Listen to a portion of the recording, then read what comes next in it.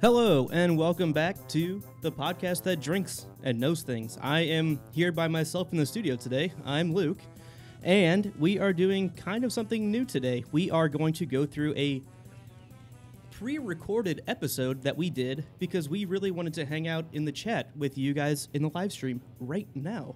Like Chloe and Eliana, and I saw Bailey earlier, and Ben is here in the chat. Abby, our first-time watcher on the wall, is also in the chat, and we hope you guys enjoy what we're going to do here. So, it's a green microphone cover. I've got other colors around as well.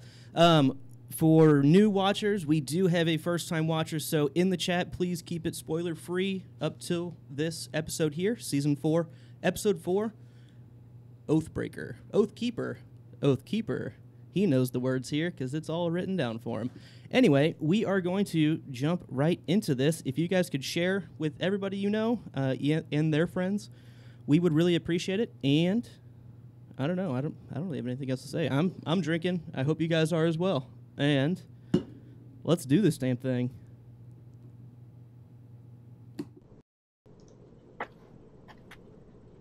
Alrighty. One final note. It's me again.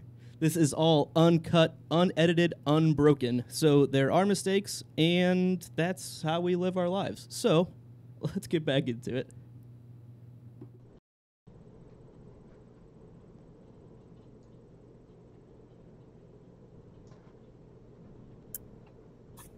Are you gentlemen ready?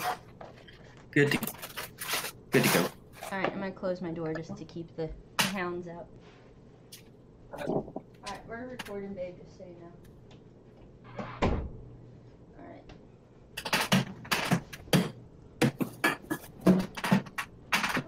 Oh my goodness. There we go. Alright, last call. I'm going to give myself just a 3-second silence and start.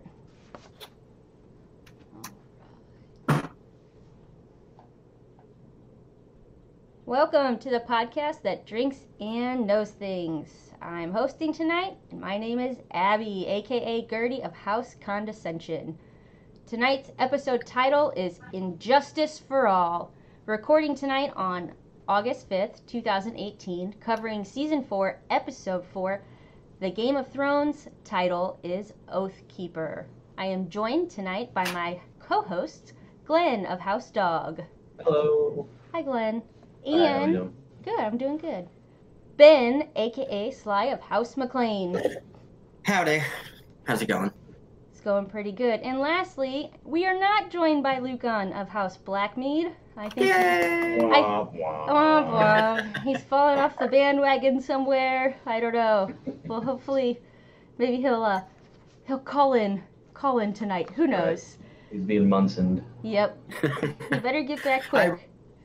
True survivor. I've been on every episode. You're the the only last one. one. Hey, The Iron Man competition. you're the Cal Ripken of our little group here. So, we will go on and give a shout out to a friend of the show with no Luke. Ben, you're on this. I'm going to be giving a shout out to a group I've been introduced because of Luke and a few other friends. It's called Citadel of Trivia. You can find them on YouTube and Twitter, but typically once a week, usually Friday or Saturday nights, they hold a trivia contest on YouTube for all the live chat and everything.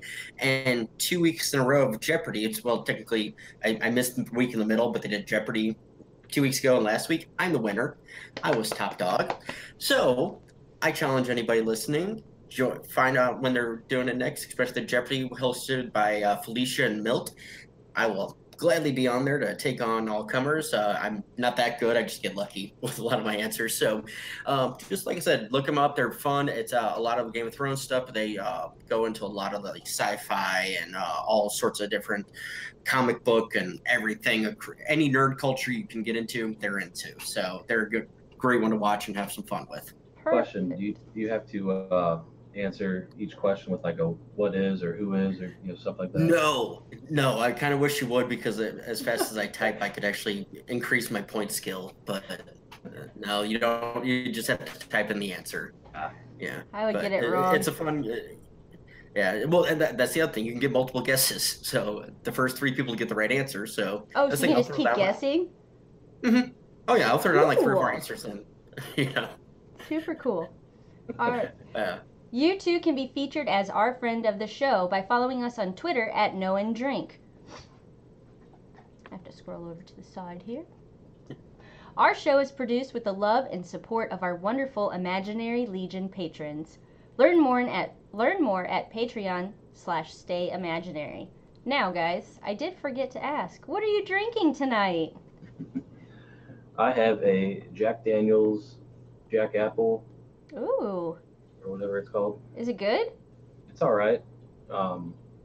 It contains alcohol. Single malt beverage with natural flavors and a caramel colored added. Okay. So there's that. I like Jack. It's not too bad. I don't know. I like apples. Sounds good to me. Benj? Yeah.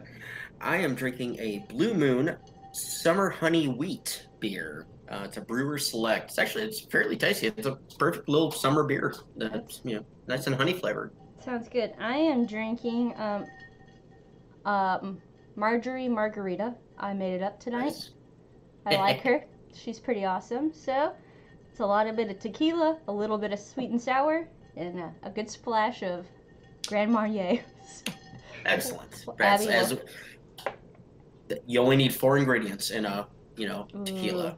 Yeah, I like lime, tequila, salt, and ice. I'm a big fan of throwing in some triple sec and some orange juice into my margaritas, but after like $70 at the liquor store, I was like, you know what? I'm just gonna hold it back on the triple sec for tonight. Time to pump the brakes a bit. Yeah. So too much. All right, Glenn, are there any news or current events surrounding Game of Thrones or a Song of Ice and Fire? I didn't really find anything cool. I did look at the podcast that Drinks and No Strings Twitter, and I guess somebody, maybe Luke, they're posting some stuff, and one of them was Game of Thrones Castle goes on sale in Northern Ireland. Basically a castle that was a stand-in for River Run went on sale, and I guess it's the Gosford Castle in Northern Ireland being converted into apartments, situated 50 minutes from Belfast. And they say it's like kind of equivalent to houses that you see in like Sydney, Australia, and Melbourne. I think about the same price as the average household there. I think they said they're not doing too many. It's not like a whole huge apartment complex. There's only like 6 or something. Mm-hmm. Right. Man, that'd be pretty sweet. Live in a castle. Yeah. And you're in Ireland, so you don't even need AC. Hey, but that rains a lot. I'm sick of that. Tired of it. Over it. East Coast rain, go away. Go somewhere else. All right. Let's do our previous episode recap. All right. Marjorie and Elena discuss a dodged bullet. Tommen learns about kingly duties. Cersei and Jaime mourn their loss with a struggle snuggle. The Hound teaches Arya the way. Sam sends Gilly to dig for some gold. Ed and Gren return with a warning about the betrayers. Davos speaks with the king's voice, and Dany speaks to some slaves. All right. So again, we are talking about Season 4, Episode 4. It lasted 55 minutes. What a man. Aired on April 27th, 2014. Director was Michelle McLaren or Lauren? McLaren. And McLaren. And the writer was Brian Cogman, sure. So we got a little note over here, Benj. No, that's not mine. That was for me. Sorry. Hayes just clicking on it. That's why I guess. Listening to the Blu-ray director's cut or whatever, like the voiceovers for the episode, and it was Michelle McLaren, Brian Cogman, and by God, Michelle McLaren, after every single scene or whatever, every actor, these characters have so much chemistry together. They're the best actors. It's the most beautiful place to film, and everybody just did an awesome job. And it's like, I get it, she likes her guys and all that, but it's like after everything, she doesn't really touch on any like plot points or anything you need or to like know. It's more inside, about like, in-depth information. Just right. Their It's more chemistry about was great. The actors and stuff. Yeah. Well, And that says something about this episode, because there wasn't a whole lot of other stuff besides just back and forth dialogue. Yes. All right. So our Very talky episode. description is supposed to be Luke, so we'll give it over to Glenn. Glenn, you want to do our episode descript? Yeah. Danny balances justice and mercy.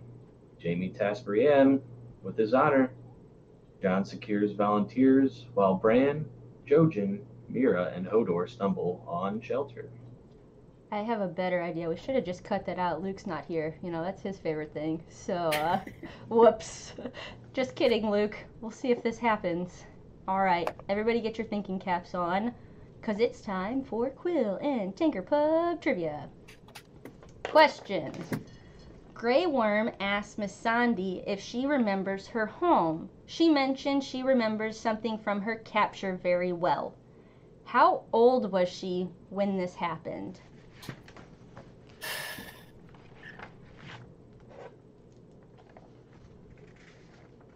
And we are working without Luke tonight, so I'll just act like the music's here. Yeah. So, in fairness to this scene, I will say, before I hit enter, my subtitles don't work. Like, everywhere I was trying to find this show. Speaking English? Was it an English part? Okay. Yeah, I think so. Okay. Yeah. And that's fine. Maybe then not. I take that back. Honestly, but, I don't know. The whole next scene with Grey Worm? Yep. Oh, no so when you say your subtitles aren't working, even when, like, the subtitles are supposed to be there for the show? Oh, that makes it convenient. Yeah. Okay. Yeah. Benj, it's a tough one. Benj, I'll get you a code. I'll send you my... Just kidding. Cutting that out. Not sending it to anybody. Yeah. All right. Do we need a few more seconds? Are we good? We're All good. right. 3, 2, 1, enter. Split the difference. She was 5. Oh. We have Glenn with 6 and Benji with 4. Sorry, folks. I'll put a point down here for me. Boom. Feel good about that. Got it on the board. Sorry. Yeah. All right. All right. So bye video, because I'm going to this. Maybe. No, you're good. Take your time. That there, and boom. There we go. Okie dokie. So, we have... Here we go. The opening scream. The Dink. Title head. King's Landing, Dragonstone, Dreadfort, Winterfell, The Wall, and Marin. Do you feel like they're showing less places now? No, it's just about the same. That's... Yeah. I think we're just naming less. I don't know. Usually a handful, and yeah. Usually there's nothing new lately. No. They're supposed to. Usually they go with like what they're talking about or what's in the show. Mm-hmm. Yeah. So there's no Dreadfort. Oh no, Dreadfort was there. Winterfell. I mean, we haven't been there in a while. And it just kind of shows up. They just remember it. Yeah, they do. Okay, makes sense. All right.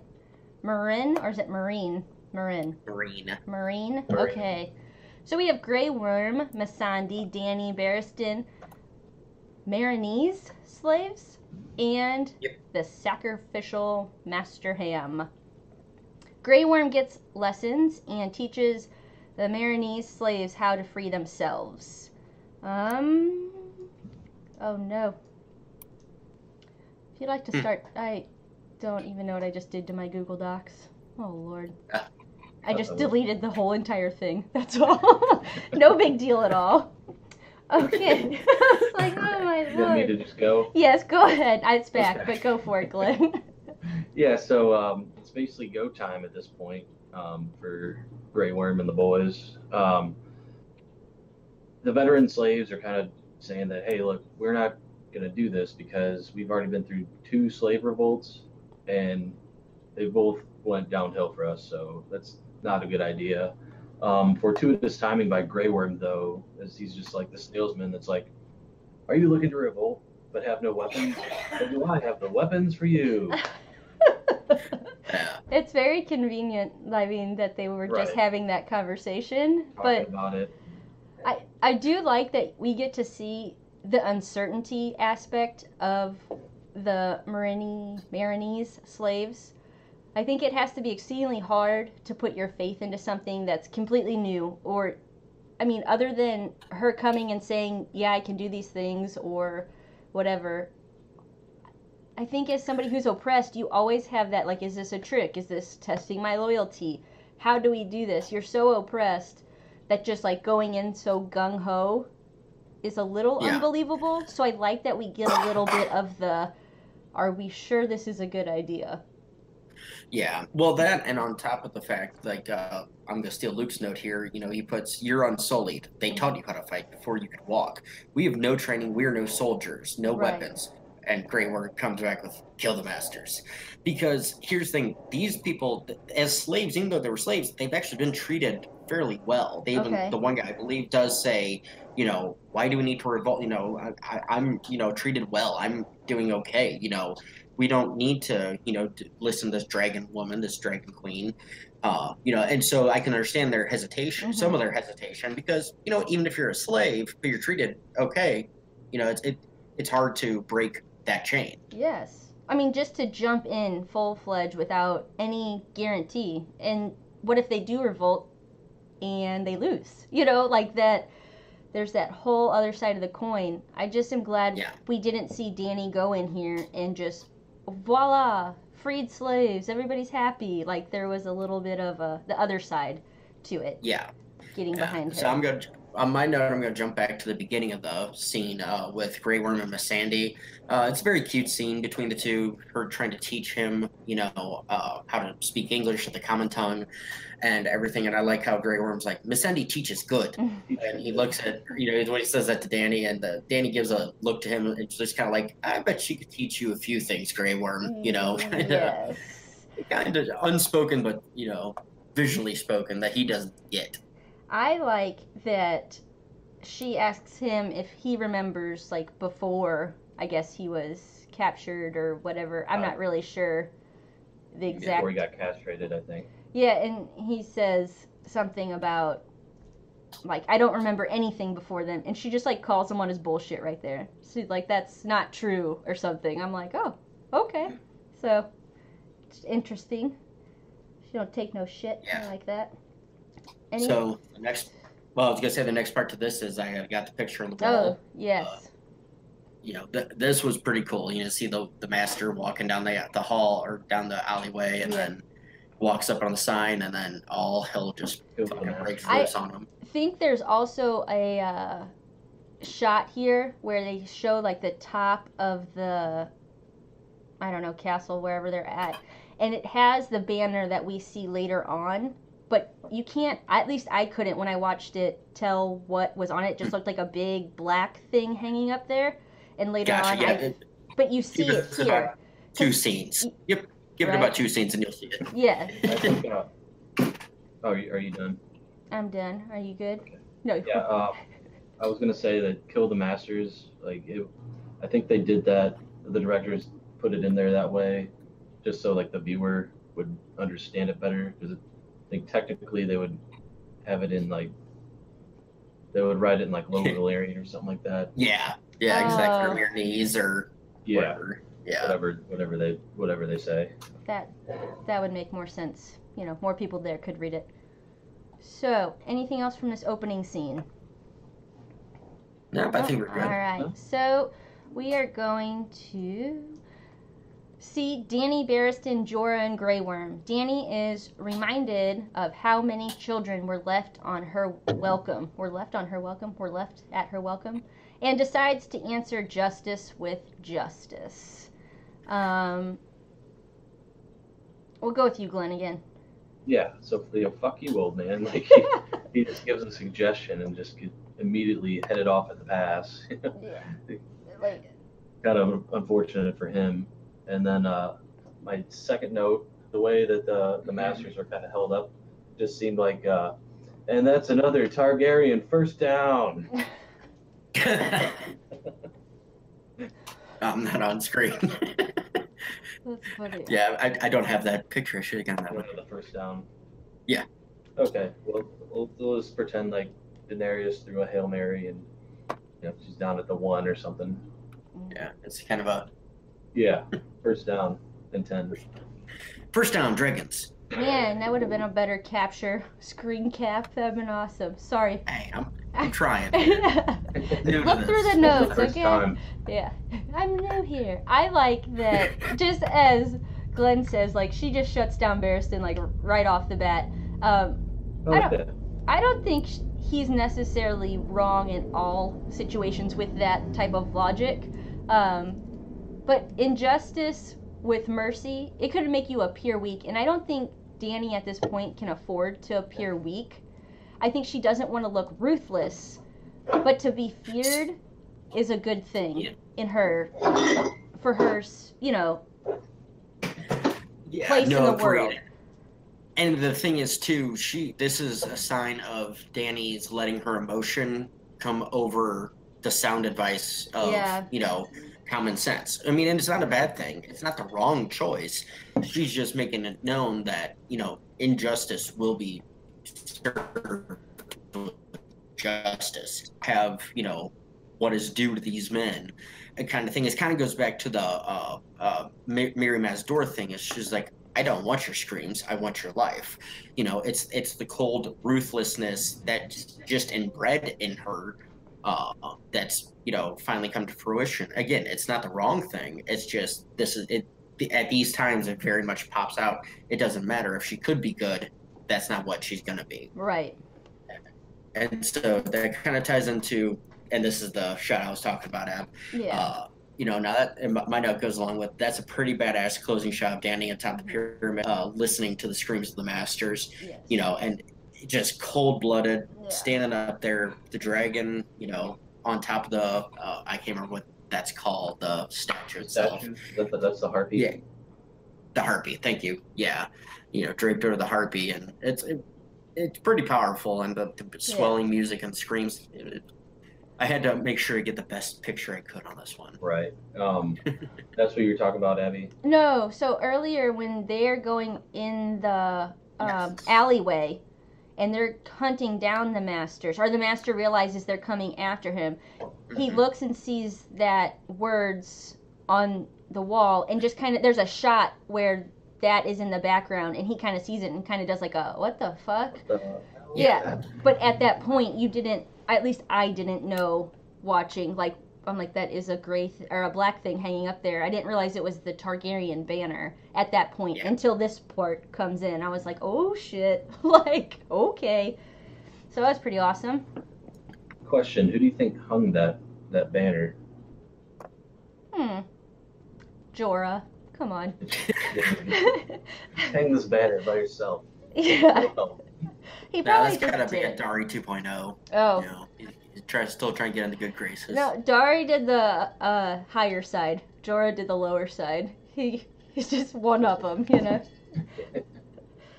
Oh, man. All right. King's Landing, anybody? Yeah. All right. Jaime. KL. No, KL. Yeah. Jaime and Bronn. Well, they practice at some swords, and Bronn gives Jaime a hand and a bit of wisdom.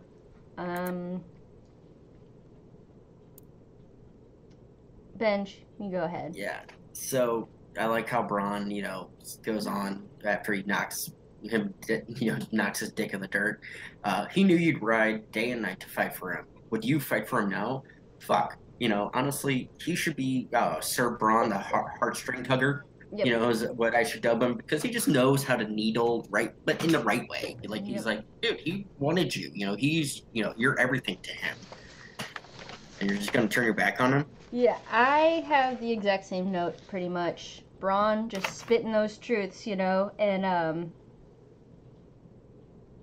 it's like he asks him, do you know how I came into his service? So obviously Tyrion or somebody has told him, like, he stood for him at the Erie. Yep. But then just right at the end, like, you know, just needle right into the heart about, like, what are you going to do for him? That's your brother. And Jamie already kind of feels like that, I think. But to have somebody kind of call him out on it is like that next step, that extra push he needed to get his ass. Getting gear. Yep, that's right. Glenn? Yeah, so I kind of along the same lines. Braun just seems like he's a quote machine. And I have a couple that I'll just say right now. That was me knocking your ass to the ground with your own hand. Then he says, do you want to fight pretty or do you want to win? So it's just, it goes back to, I think, a couple episodes when they first started. He's still kind of teaching Jamie to fight dirty instead of, you know, be the master swordsman. Like with Jamie with his bad hand, he's not going to be that anymore. So he's got to fight on the dirty side, I think, if he wants to get ahead. Luke even put a note in here that says, you learned to fight like a good little boy. I bet that thrust through the Mad King's back was pretty as a picture. Like, everything that comes out of Braun's mouth is pure gold. Like, you can make a t-shirt of all of them. Yeah. He's awesome. Talking shit to him. I know. I wish I could do that. Like, I wish my, when I got mad at somebody, or I just wanted to tell somebody, that I could be that awesome. I can't. I'm like, yeah, fuck you. That's all I got. Braun's like a master. He's amazing. Anything else about Braun bitch slapping Jamie with his own hand? Nah. No. Pretty self-explanatory. Pretty good one. It's a good scene. All right. Yeah. So we have Tyrion and Jamie. Look, his talking to worked. The two talk of kin and kingslaying. Benj. Are you really asking me if I killed your son? Are you really asking me if I killed my brother? These two are so damn sweet together. I wish we could have had more scenes before this. I mean, we're on halfway through season 4, you know, and this is maybe the second, maybe the third interaction we've had in the entire series. Yep. Because you have the brothel, Right. you have the pouring out wine, the sad wine knockover scene from maybe like early this season. I think episode 1. Jamie knocks over the wine and with his golden hand. What are you talking about, the brothel though? When he comes in and very first episode. Okay, yeah, all right. When he brings in, you know, a dozen whores or whatever. Yep. Yeah. You know, and so this is only the third scene between these two, and these two were like the show at this point. You know, like Peter Dinklage has been the named, you know, actor, and Nicola Waldo Calder, I can never say his name. Nikolai Coster-Waldau has been like number 2 or 3 easily. So these two have been primary focuses, and this is only the third time we see these guys together, and this is such a great scene. You know, you can see the heartache in both their eyes, and both wanting to believe that the other believes them, and is, you know. Right. I think you get more of their relationship through like other dialogue instead of actually them physically together. Yeah. Yes. More of just, like when he's telling #Shea Stadium about his first wife and about Jamie had set the whole thing up, even though I guess that's a terrible situation how it ends, you knew that, at least I felt like Jamie was doing that to be like a good brother, like, to, you know, get your brother one or whatever. And yeah, you know, pop the cherry, get it over with. It is crazy that it is like the third time, because it does feel like they're buddies. I don't know. Weird. Glenn, go ahead. Yeah, so basically if the killer threw himself before the Iron Throne, confessed his crimes, and gave irrefutable evidence of the guilt, it wouldn't matter to Cersei. I think that there's a lot of truth. Like, Cersei does not care at this. You know, she got Tyrion as the prime suspect, and that's it. That's, you know, the trial is just there for show. But basically, I think Tyrion has said it before that Cersei kind of always gets her way, and Tywin doesn't really care much for him either. So that goes.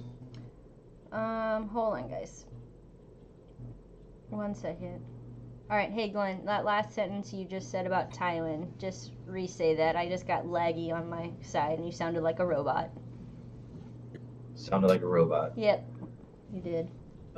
Just So about. what did I do? You were saying how Tywin doesn't really care about him, something like that, in robot speak. So whatever you said about Cersei doesn't want him and Tywin, Okay. something. Sorry, Glenn. It wouldn't matter to Cersei, and Tywin is not a big fan either. Thanks, Glenn. Thanks for clearing that one up for me. That was really nice. I find it really funny that literally no one gives a shit about the conditions Jaime endured while he was a prisoner. Like, Because he was a prisoner of war. Yeah, but this was like the second or third person he said something about, like, Cersei. He's like, I was chained to what did you want me to do? Not good enough for her. He looks at Tyrion and is like, well, this is pretty nice. And he's like, I spent months covered in my own shit. Like, that is awful. And everybody's like, so? Like, are you kidding? Like, there's no recognition at all. Like, wow, that must have been horrible. Let's get you to the Grand Maester to talk out your field. Nothing. They're all just like, so what, bro? Like... Well, They don't care that he's home either. No! Yeah, that too. Well, I think Tyrion does. Tyrion. Yeah, but Cersei didn't give a shit. Alright, so... I don't really know what this note is here. Apparently you got a direction here from, Yeah, I was trying to tell Glenn to add this onto his because it kind of tied in. But this is one of Luke's notes. God. Jaime thinking the trial will be fair. Tyrion's convinced that that's impossible. And that kind of ties into what Glenn was saying. Yes. Tyrion just...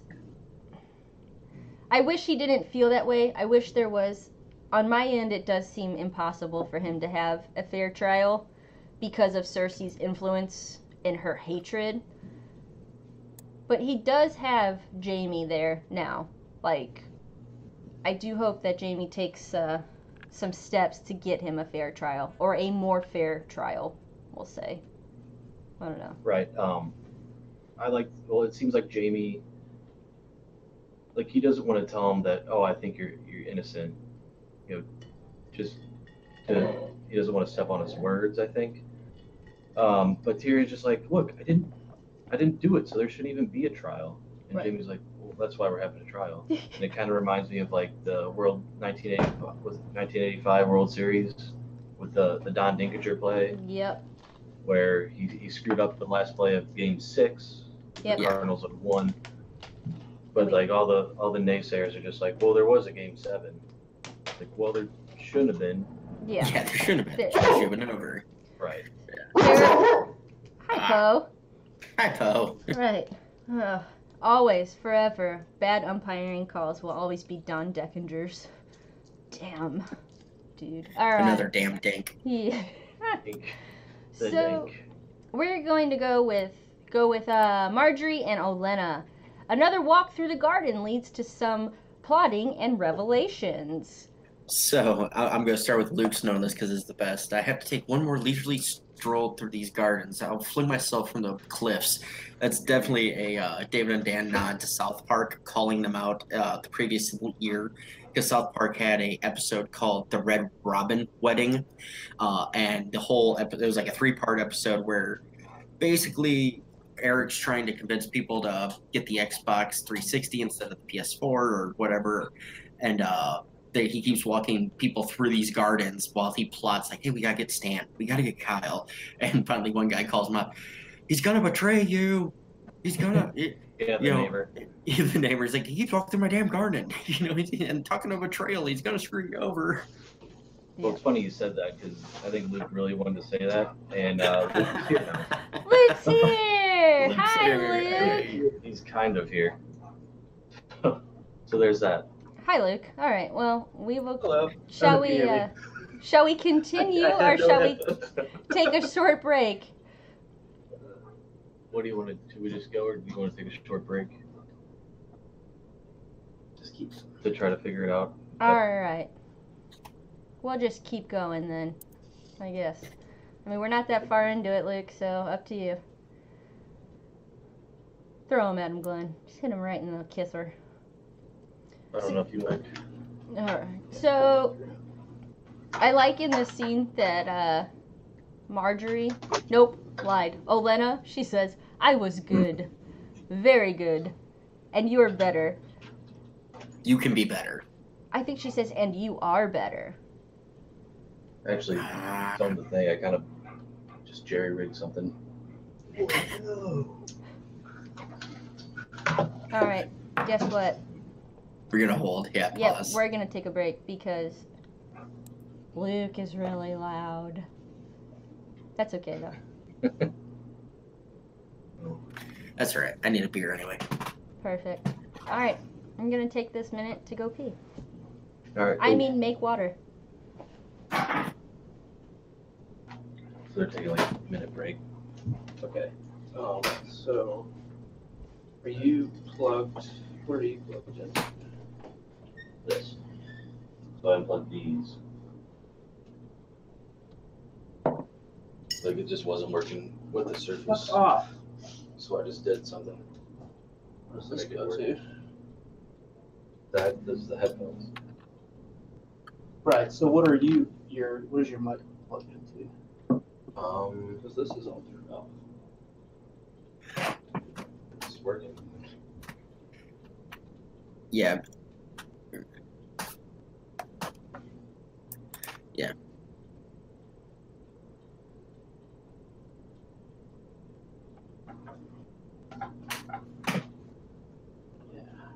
So they can hear you through the microphone, or is it going Yeah. through the call? Well, like through your... I think it's coming through the call. Should be able to hear it through the microphone. No. Unless Man. it's just through the call.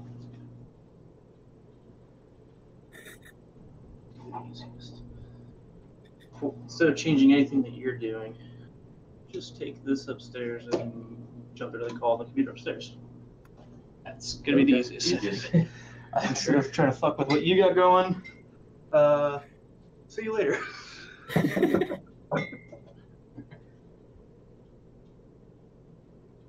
You should still be. Oh, nailed it. You need one?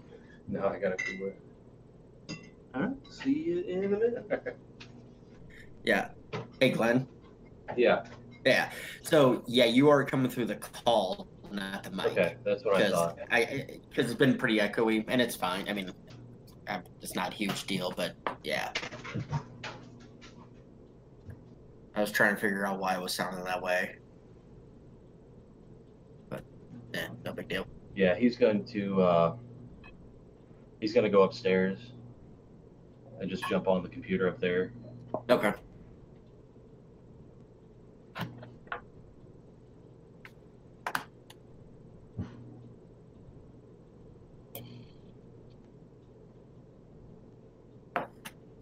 Yeah. Oh, because of last week though, I had to get some for myself. The damn line of Kugel's orange shandy. Oh I saw yeah. you guys were having them. I'm like, oh, that looks so good. Or was Oh yeah. The grabbed a sixer of that. variety pack. Yeah.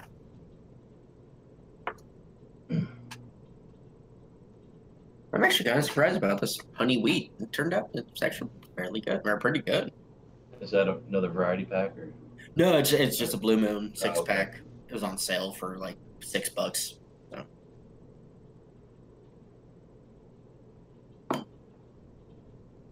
Laura keeps sending me the store to get her those dailies or whatever, frozen drinks. So every time I go, I'm like, new 6 pack.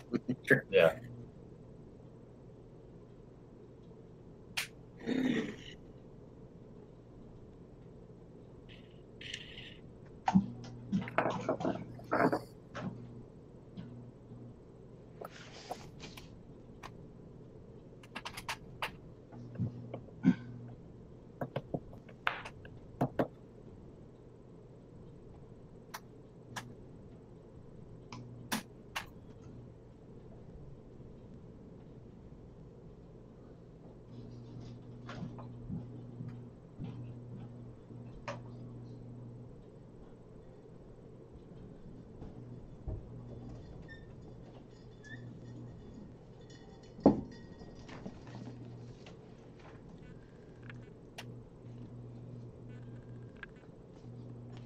wrong ear.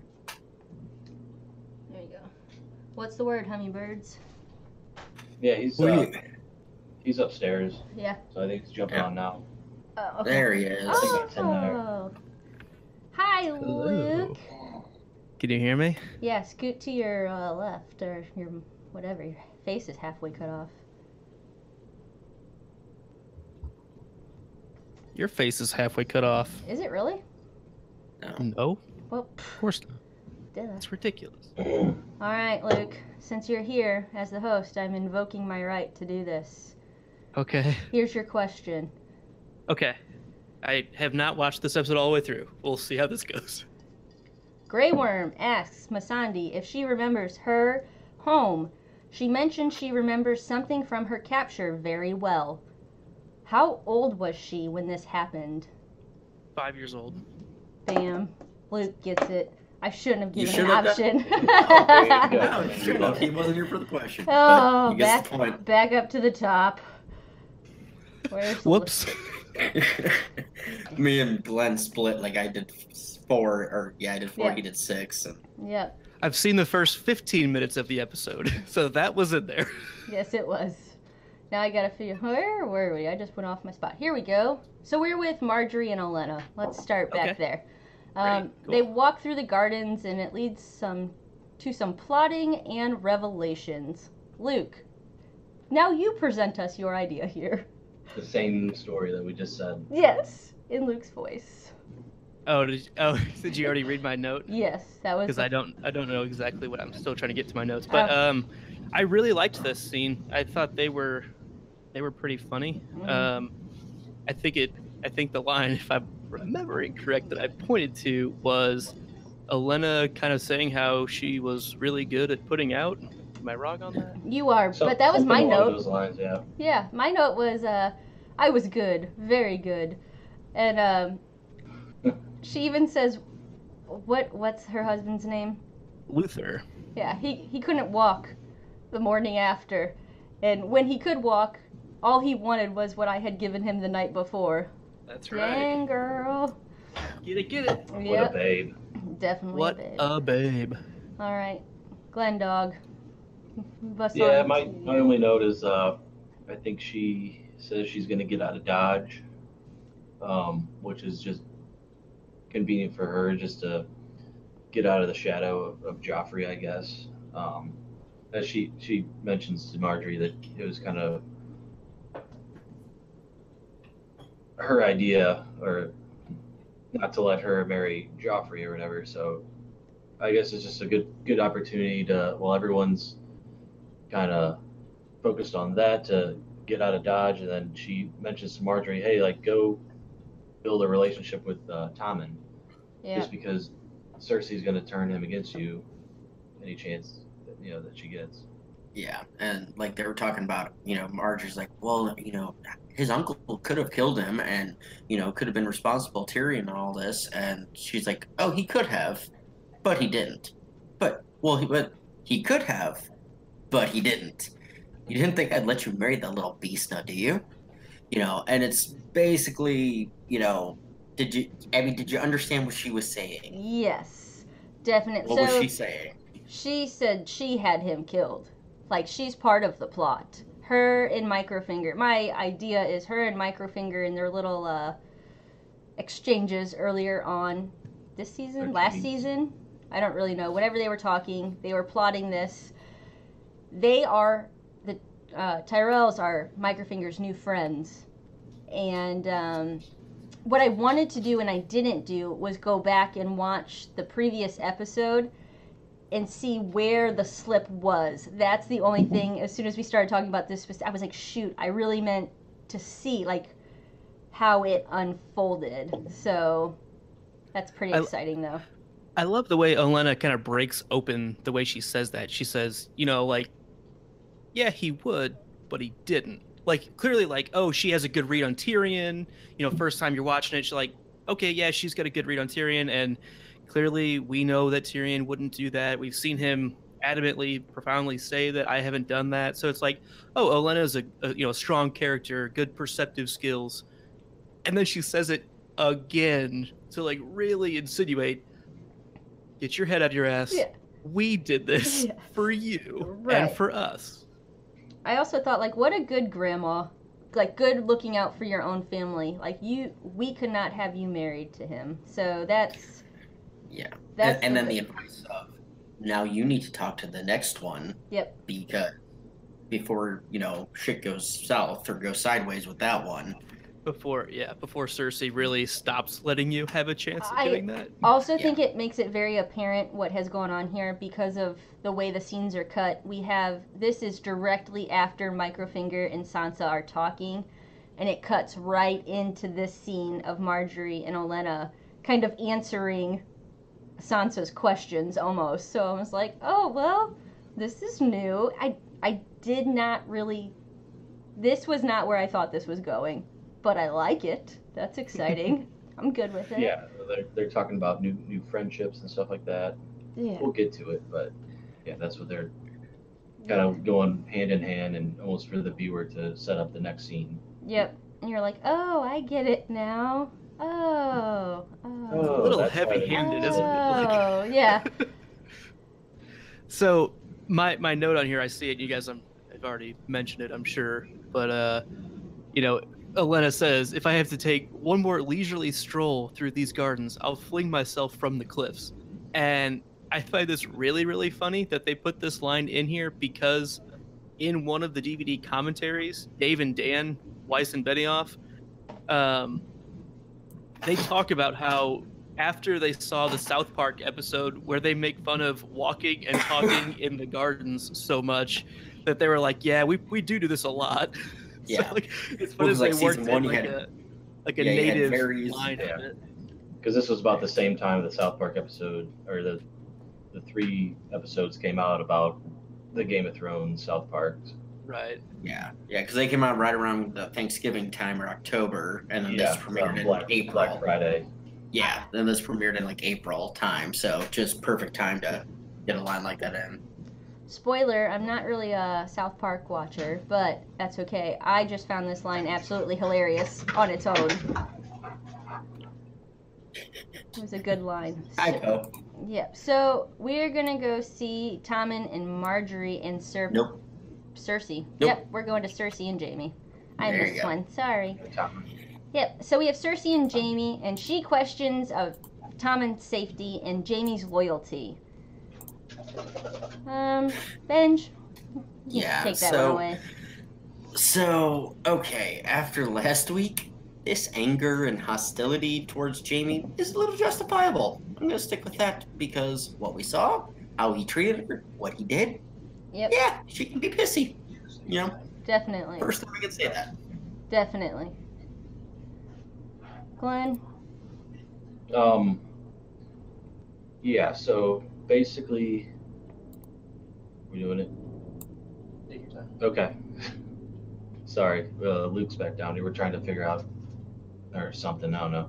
Anyways, Jaime says that only one guard is watching over Tommen's chamber, and Cersei insists that they need more to watch over him. She wants at least 4. Does anybody else have anything on this? Because I don't really.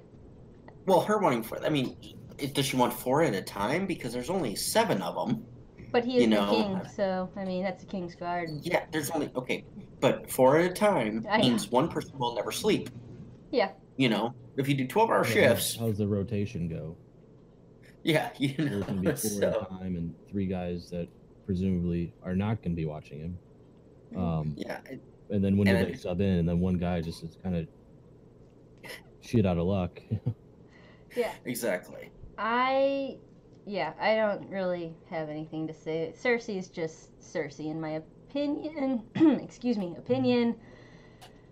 I do, as a mom, like, my other son was just killed, let's get some extra guards. I get that, but like you're saying, 4 is, of the 7, that's kind of extreme, maybe. Yeah. You figure one, actually it's 4 or 6, because one of them's down in Dorne with Marcella. So there's That's only right. 6 of them. That's So right. these guys are fucked. Yeah. It's a long day, long 24 hours that time. So now can we move to Tommen, Marjorie, and Sir Pounds? Did my audio get better? It did, yes. Yes. Sound good? All right. Sounds good to me. I don't have any thoughts on this scene. Great. It has nothing. The only reason I keep asking about this is because we have Tom and Marjorie, Sir Pounce, and the king gets a night visitor. And my question to this is to Glenn. Yeah. Your note, the first part at least. Go ahead with that, and then I'll ask my What do question. you know? Marjorie slips past the king's guards. And I want to know, how does she do this? Maybe if there was 4, she wouldn't have slipped past. Well, I don't know. She could have offered up, some kind of good or service. Yeah, that's what I wondered. Is where services exchanged. Possibly, but she's also very nice, and she's the queen to be, or current queen and queen to be, and so. And also, it seemed like a very easy, just entering of the chambers. Like you figured, she went through right through the front door. The guard would probably be right there. Would be my guess. Yep. Yeah. Just like, oh, I'm going to visit him, and they just let her in. That's like there's not Who's much. gonna tell her no? Oh yeah. Right? Yeah. Yeah, you ain't telling her no. Yeah. My only other thought on this is She doesn't know what she's doing. She doesn't know what she's doing. Yeah, she does. She knows exactly what she's doing. I like Marjorie Peppercorn. Marjorie Peppercorn. That's Wendy funny. Tyrell. That's funny. What I like about this meeting, even though there's like all this, I don't know, like undertone of her playing him or her getting into his good graces with her womanly woes and whatever, she keeps it appropriate. Like this, in this world where we see so many things that are slightly inappropriate, this meeting, there's nothing here that is like wrong, I guess you should say. Yeah. No, agreed. And that kind of ties into my note of, now that's a sight that any boy of any age could appreciate waking up to. Yep. You have Natalie Dormer walk into your bed. Okay, yeah, fair enough. And also now, and that is the last we hear of Sir Pounce. Because this scene, just this one scene, David and Dan, they're like, okay, cats are just dicks to work with. It's so damn impossible. Cats are just dicks. Not Cats true. are just dicks. I love my cat. So, we're just done, but they did get one Sir Pounce in there. But yeah, this is a very cute scene, and you can tell that, Marjorie does actually genuinely want to care about him and be nice. Because she's, of course, using her, she's driven to become queen and wants to rule and all that. But she can see that Tommen is a good person. Yep. And so that she wants to encourage that. But also, at the same time, now this is our secret. Don't tell anyone. Oh, yeah, that's... A very pedo, Oh, pedo exactly. style. Exactly right, Benji. Like, that is, like, the number one, like, steps to enlisting trust is getting them to keep secrets. Like, you gotta groom them. Yeah, it's the grooming. But that's exactly what I was like watching, and I was like, everything else here is cool, and like I get it, and they're gonna have this secret and whatever. But So we had, straight up rape last episode. Yes. Now we've got some straight up pedophilia. Yes. It's where's we going next? Right. Necrophilia? I mean, that feels like that's on the docket. I think. More rape. Yeah. You have rape. I think we are. I think we I like are. rape. It's Blazing Saddles, not Luke speaking. Yeah. Although we're gonna have that as the title episode. Oh boy. Like giant baby pussy. Never say Hashtag anything that. out of context Yes. in this show. It Never. will always be I used like against rape. you. What is it? That's 14's the new 40? Yep. 14 is the new 40. All the things that you Hey, like this to fits right into there. hashtag me. Fits Yes. right into there.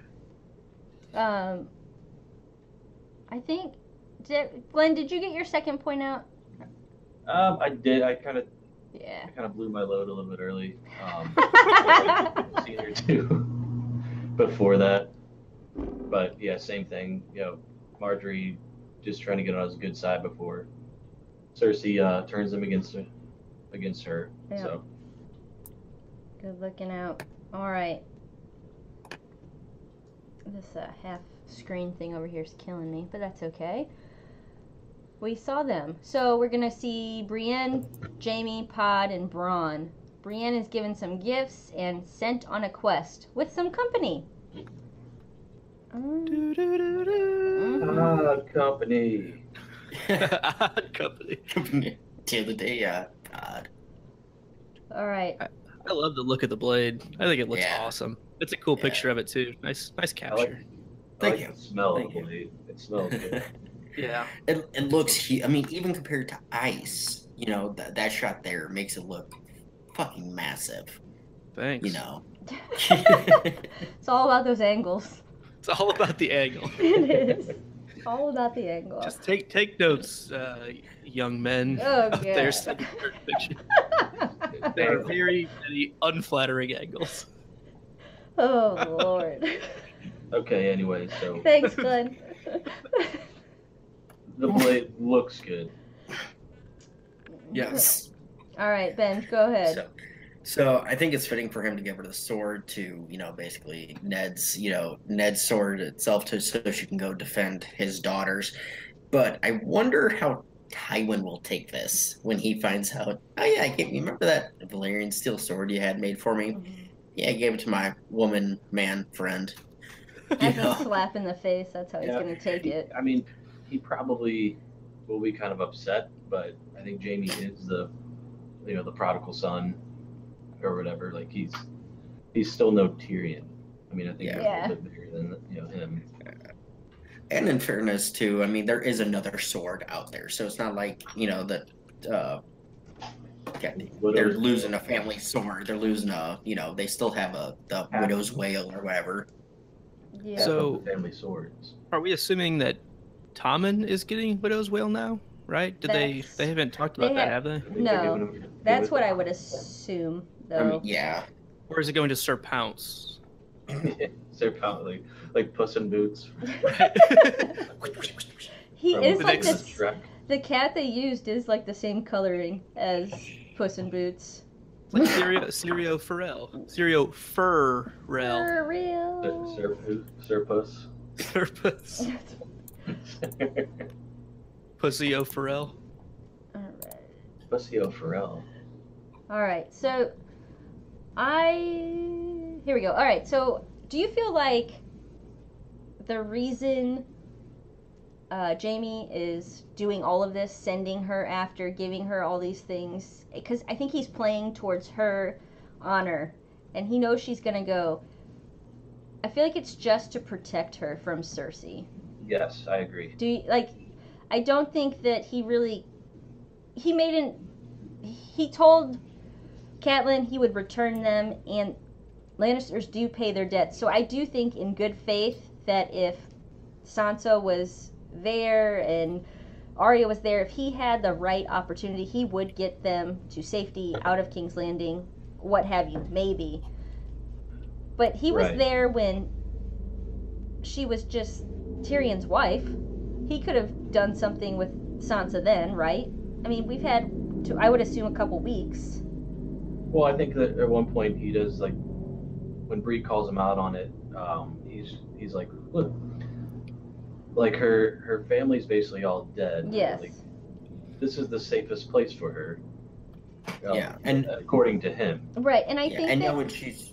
Sorry, go ahead, Ben. Oh, I was going to say, knowing she's with Tyrion, Jaime knows Tyrion is going to treat her right, treat her well, and at some point he could get her up north and be safe, right? To get.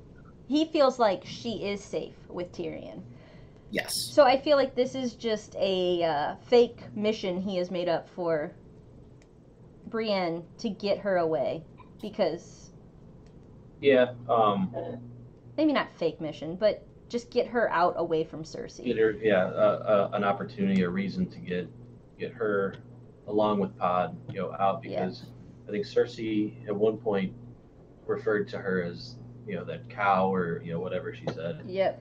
Referring to Brienne, and I think at the wedding there's another point where Brienne and Cersei are talking, and Cersei just doesn't like the way that she's looking at Jaime, and it just looks like a bag of worms. Yep.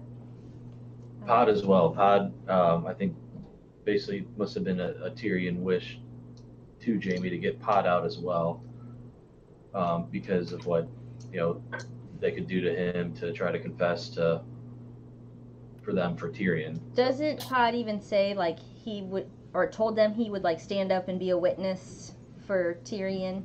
That I don't know if it went that far, but they asked him to be a witness against him and give him a knighthood, and he said no. No, so he's already got a target on him. Yeah, Tyrion basically said, "You need to get the hell out. This is goodbye, Pod." Yep, exactly. And yes, that was an iPod joke. They're never lived a better squire, I think. Yeah. And my other point, kind of going along with that, Tyrion. I actually had a sorry, go ahead. Rebuttal to your thought there, Abby. I don't know if it's entirely just to get her out. I mean, it's absolutely to get her out away from Cersei. But I do think that he does care about the promise that he made to Catelyn Stark. Yes. I think that's very important to him. And this is maybe the first chance he's really had to do something about it. Or at least the time is better to do something about it because Sansa's gone. She's gone. Yeah, because she's out of Dodge. Now she's not safe. Right, kind of like Glenn had touched on, she was safe where he knew she was. Right. But now that she's in, God knows where, Brienne, yes, it's to get her out, but also is that's the perfect person to go after, on this scavenger hunt to find her, to keep her safe. So I think he very, very much upholds his personal integrity to Catelyn. The getting Brienne out of town is a happy accident. It conveniently goes along with it. I like both of those reasonings because I've come to really like Jaime. I like Brienne, obviously, and I'm glad that this situation does kind of protect her from Cersei's clutches because she's... Yeah, and honestly, I think, to go into your point, I think the getting Pod out is more to get out of Cersei's clutches than Brienne. Yeah. Brienne is more do the honor, do the oath, keep me, honorable. Pod is get him the fuck out. He's going to die, and for Tyrion's sake and everything, and this kid's sake, I thought he needs to go. It was really sweet that we see both Tyrion and Jaime here being so sentimental. Pod gets the battle axe. Brienne gets a whole bunch of shit. How nice. Yeah, armor. He clearly just leveled up and got a bunch of experience points to spend at the armory, right? Yeah. I mean, that's right. He cashed out there. That was awesome. How nice. Got some rope, I think. Some rope. Oh, don't forget your fucking rope. So I got a question. So have you ever went on a road trip? Yes. And then you come home from said road trip. Yes. And go on another road trip. Mm-hmm. Yes. So that's basically what Brienne's doing now. Yeah. She stepped back not too long ago, and now she's going back on the road for another task. How would that make you feel? Well, King's Landing is definitely not her home. We know Exactly. that. But it's the first time she's had a chance to settle down. She's unpacked her suitcase. Yeah, she maybe has moved in. She put the down payment down on an apartment. Well, I'm just saying she put some clothes in a drawer instead of a suitcase, and now she's got to put it back in the suitcase. This shit's bullshit. I just wanted, a folded, clean shirt. Damn. So what episode did they get back? It was 10. It was 10. 3:10. Okay. Yeah, I mean that's definitely not very long there, Glenn. Good call. Good. Get the fuck back out on the road. That was a good call. Yeah. But like you said, Luke, that's not her home. She has nothing to do there. So it's not like Tom and her Tywin will let her join the Kingsguard. So if anything, she should just become not a sellsword. Well, I mean, sellsword. I could see her. I feel like she would have gone after once she found out Sansa was gone. I feel like she was going to go after her either way. Jaime getting her some extra swag to take on the way. That's a nice plus. It's a good goodbye, but not. It's a good goodbye. Not what she was. I mean, she would have done it anyways. Are we ready to go? She was looking for a happy ending. Yes, she was. One more quick note on some clothing. I love JB's asymmetric jerkin that he's wearing. He always wears asymmetric cut clothes, and that's, I think, kind of a character thing. Abby, if you can click on Benji's screen there to make it big. He always wears well, not Ooh. always, but a lot of times wears asymmetric clothing, and I think it's intended to be like symbolic of. He's a little harder to tell, where he falls on things, Yeah. and I think the costume design on this show is something that we definitely, before having the screenshots pulled up for us, haven't touched on nearly enough because it is really, really good. Yeah, you can definitely, if you ever go watch like just smaller dollar productions, and you of this type of like fictional period where you've got like the leather and the swords and horse, like, and you see their costumes compared to this seems believable to me. Like, it just makes it real, where other stuff I'm like, this is kind of some chintzy show. This is Michelle Clapton is the costume designer. I love it. And she's been always since the beginning, and it's been really, I think that's, like you said, like cheaper shows, it feels cheaper because they don't do costumes right, or sets, done right. Mm-hmm. And they have the same costume, like that episode of Curb Your Enthusiasm, where Larry gets he's like in some kind of TV show, and they give him one suit to wear, and then he ends up getting a blood stain on it and ruins the suit, and then there's just one suit left at the store, and some other asshole buys it or whatever, so he's got to convince that other asshole to give him the suit, and it's just a whole big thing. That's my suit. Well, all right, I would go with the George Costanza from Seinfeld of hiding the suit and basically telling the other guy, it's like, oh, that suit doesn't look good on you, blah, blah, blah. And the salesman's like, oh, it's going on sale on Monday. And both fucking over. Yeah, basically, same story. Same joke. It's the same joke. He doesn't like these jokes. All right, we are going to the narrowest of seas. All jokes about narrow seas. Go. And Riley, get him in there. They ain't gonna make it. There you go. All right. So we have Sansa and Littlefinger. On the water, they talk of motives, confusion, and friendships. Yeah, so I'm going to make my quick note on this. I see Luke had rearranged this around because I did have this in the correct order on this one because it did make more sense to put it before the Olenna and Marjorie. But I understand. But I'm a semantic asshole. I know. So I'm just calling This is technically correct. You were correct, but this is technically correct. Which is the best kind of correct, according to Futurama. So right. But damn, I'm almost. My only note is chaos theory is to the ultimate degree be so random you even confuse yourself, and that's kind of the game that like fucking Littlefinger's playing like fucking 12D chess. Right. To your. Go ahead, Glenn. You're good. Sure. I was just gonna, kind of say that Sansa kind of calls him out on maybe being a possibility of doing the murder, and like Micro doesn't deny anything, but it's funny how he just kind of turns the tables a little bit, and then it almost makes it seem like Sansa's really the guilty one.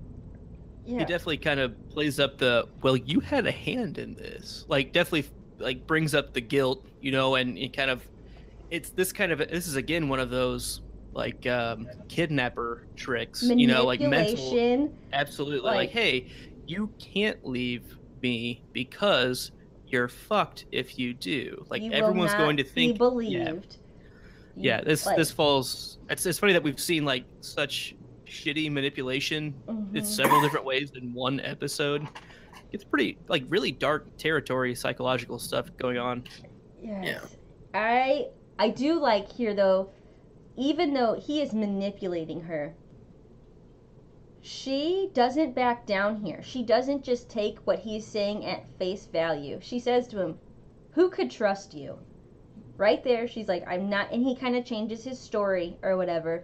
I like that the common courtesy she's been taught as a lady, not that they're falling to the wayside. I don't think she's like some big badass like heathen. She's not Arya. She's not Arya Underfoot. No, she's not. But she is questioning, and she's expecting and demanding an answer that is believable other than just the bullshit he's throwing at her right away. So that's not that I don't think, like, Sansa has been getting smarter and smarter as we have watched, and I thought that very much when the battle of King's Landing, and she's in the room in the Red Keep or wherever, and we see what's her name, Cersei, and her. I'm like, okay, that's like a little more mature, and this is a little more mature. It just, her character, gradual steps. Yeah, her character is just really growing, and to Coming have of age. Yeah, to have the balls to just be like, bullshit. Like, I just liked it a lot. And Sansa's not my favorite, but this was a good, like, Sansa growing moment. And Ab, if you remember from, early on, first season, I was anti-Sansa, anti this, because, and that's the way you're supposed to be, She's kind of annoying. She's very annoying. She plays, like, I don't even know if it covers it in the show, but she's the one that sold out Ned about going back north to Cersei and all They this show shit. her going to tell Cersei, Yeah. And so it's one of those that from those aspects, it's like, you fucking bitch, blah, blah, blah. This is, last season, it starts to get better, and this is where it starts to get good. Yeah. Where, it's like, okay, she's not, and even in season 2, it's like, it starts to build. That first season, she's so annoying. Yeah. But now, she's one of my favorite characters, and, That's as awesome. much as I hated her in season 1, at this point, I really dig this character. Right. I think it goes back to the maturity.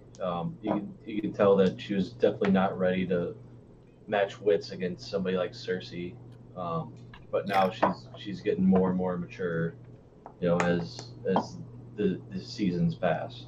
Yeah, I still fundamentally disagree with you, Benj, on her being stupid and how much you hate her. That still bothers me in season 1. It's so unfortunate what she's going through. Like you said, she is so outmatched. And she is so, like, just in the fantasy she's always grown up wanting, and hasn't unraveled for her yet. Right. She has no reason not to trust the people that she's talking to. So, like, that's where I have a hard time with disliking her, because I think it's exactly who her character is, and she's clearly learning from it.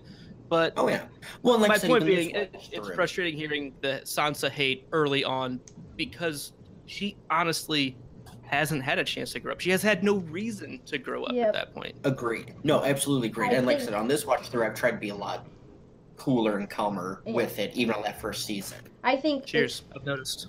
Yeah, I know.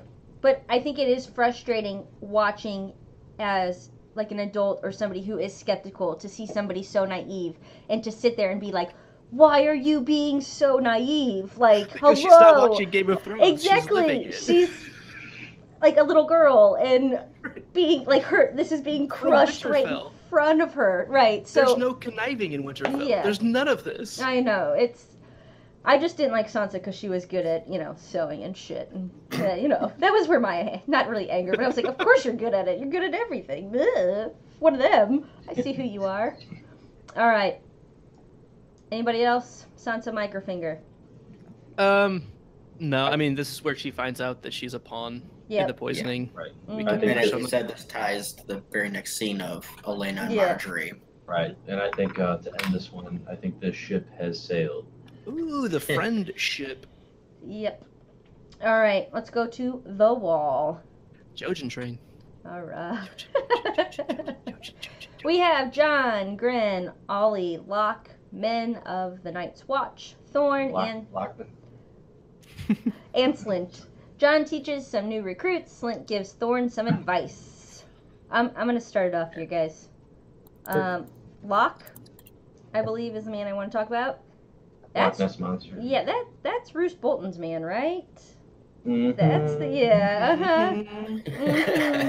I'm Nice like, catch. Good job. Thank you. I'm like, they've showed him off a few times to, like, kind of like the Bolton banners, like in season 2, where they're like, hey, start getting familiar with these. They're gonna be around because you're gonna use it to figure out who Ramsay Bolton is. Jamie's hand off. Yes. He was the guy that said, "Who the fuck is Jon Snow?" Who the fuck is Jon Snow? Yes. And now my question, my admission here is, I didn't catch that. like my first time through with the whole Locke thing, completely just glazed over it, and until like later on that, oh shit, that's that guy. Yeah, So good catch. I can't keep it all to myself. It was Joe's catch, not mine. He's like, hey, that's not your average Joe. Yeah, he's like, hey, that's the guy from that one guy with, who took over that. And I'm like, what the fuck are you talking? He's like, thanks for the description. Yeah, and he's like, so. Joe knows. Then I started thinking about it, and I'm like, hold on, wait. They sent him. Okay, I got it. But had he not like stopped me and said, isn't that the one guy from the one guy? I would have just not even noticed. But that's okay. Anyways. So we're about the episodes that Glenn was at on his first watch through that I started like jumping in a little bit. Mm-hmm. So like I first witnessed Locke as this guy, and then quickly when I went to my full rewatch before everything started in season 5, I saw Locke and I saw him real early. I was like, well, that's a guy. I know him. Yeah. That's that guy.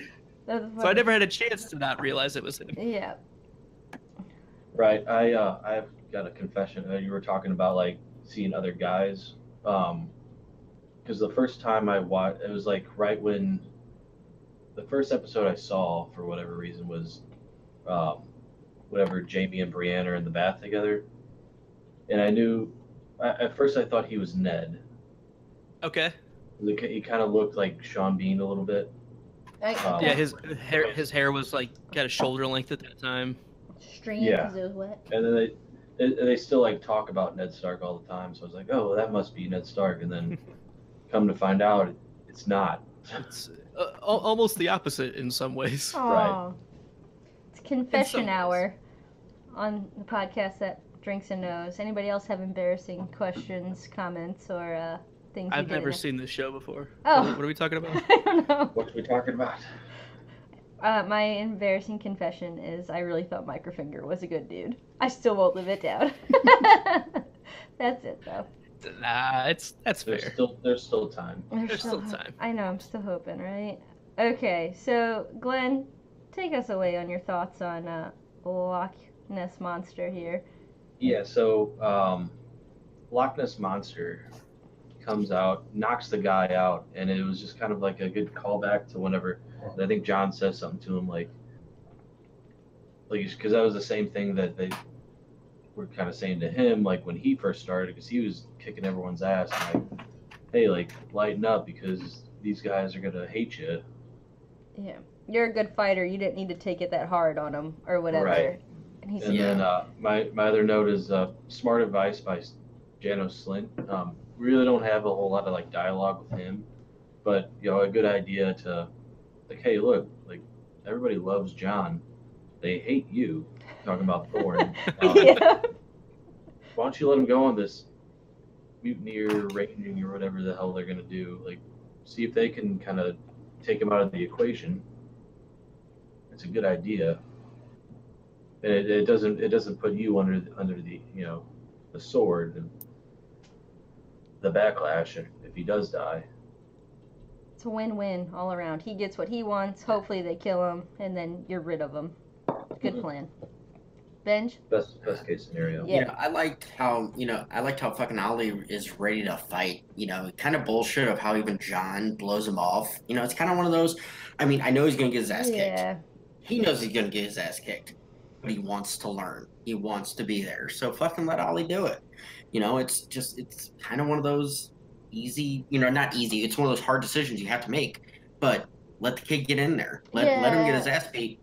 But do you think? Because But what if he gets matched up against somebody like Locke, and John doesn't really know these guys, and Locke like beats the shit out of him instead of second version of John at the wall who fought him at their level to make him better, True, Yeah. but then at the same time, it's kind of one of those John knows he would step in, or who would hope Yeah. somebody else would step in to defend, like John did for Sam. So it's Yeah. kind of one of those. I mean, I get it. You don't want to let the 12-year-old kid fucking Fight get men. his ass beat. Right. But not fight men. But you know what? John is only 15, technically 16 years old. At this point, he's fighting 40, 50-year-old rapers and murderers. So Yeah, I think there's a big thing that happens between 12 and 16 in a boy, though. Like, there's a lot of muscle development. And... But you know what I'm saying? Yes. You know, give him his chance. Give him the chance, get knocked on your ass, and then, hey, get back. I think my point, though, was, like, you know, sit this one out, watch and learn, so to speak, and, you know, your time will come. Yep. Like, it's not going to be today. Like, we're just trying to teach everybody this. You know, this, get the second sword and try to, you know, unwield that. Not really something I think for the ropes course that Allie could handle, I guess. So he didn't meet the height requirements. But at least let him do something. Or pull a sword. You know, he needs to not course the, you know, underhank and shookshank or hook or not, or whatever they're called, or you know. Hey, Luke. So. Luke, is your mic muted?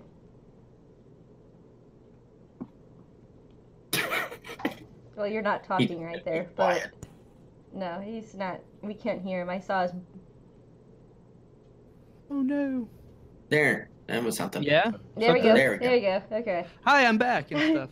Hi. Okay. Any thoughts on this, Luke? Because we've been ignoring you this whole time. I mean, I was making these really, really funny jokes. I know you were. I could see your mouth moving and nothing coming out. Oh, I think the only one I said was he was a good archer. That was it. Yes. Oh, yeah. It was all about timing though. That joke was delivery, not DiGiorno. Must have been there. Yeah, you had to be there.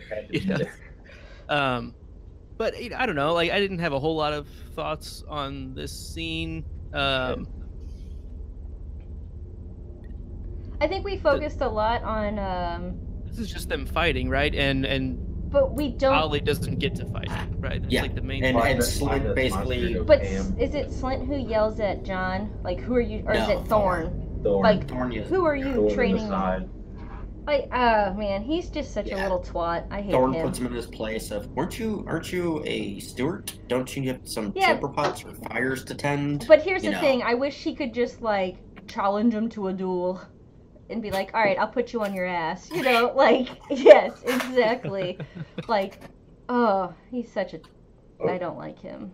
He's such a thorn in your side. Yeah, he's such a twat. But, all right, Sam and John, anybody? Sure. Sam worries about Gilly and the Wildings to the south. John worries about Bran and the Knightsmen to the north.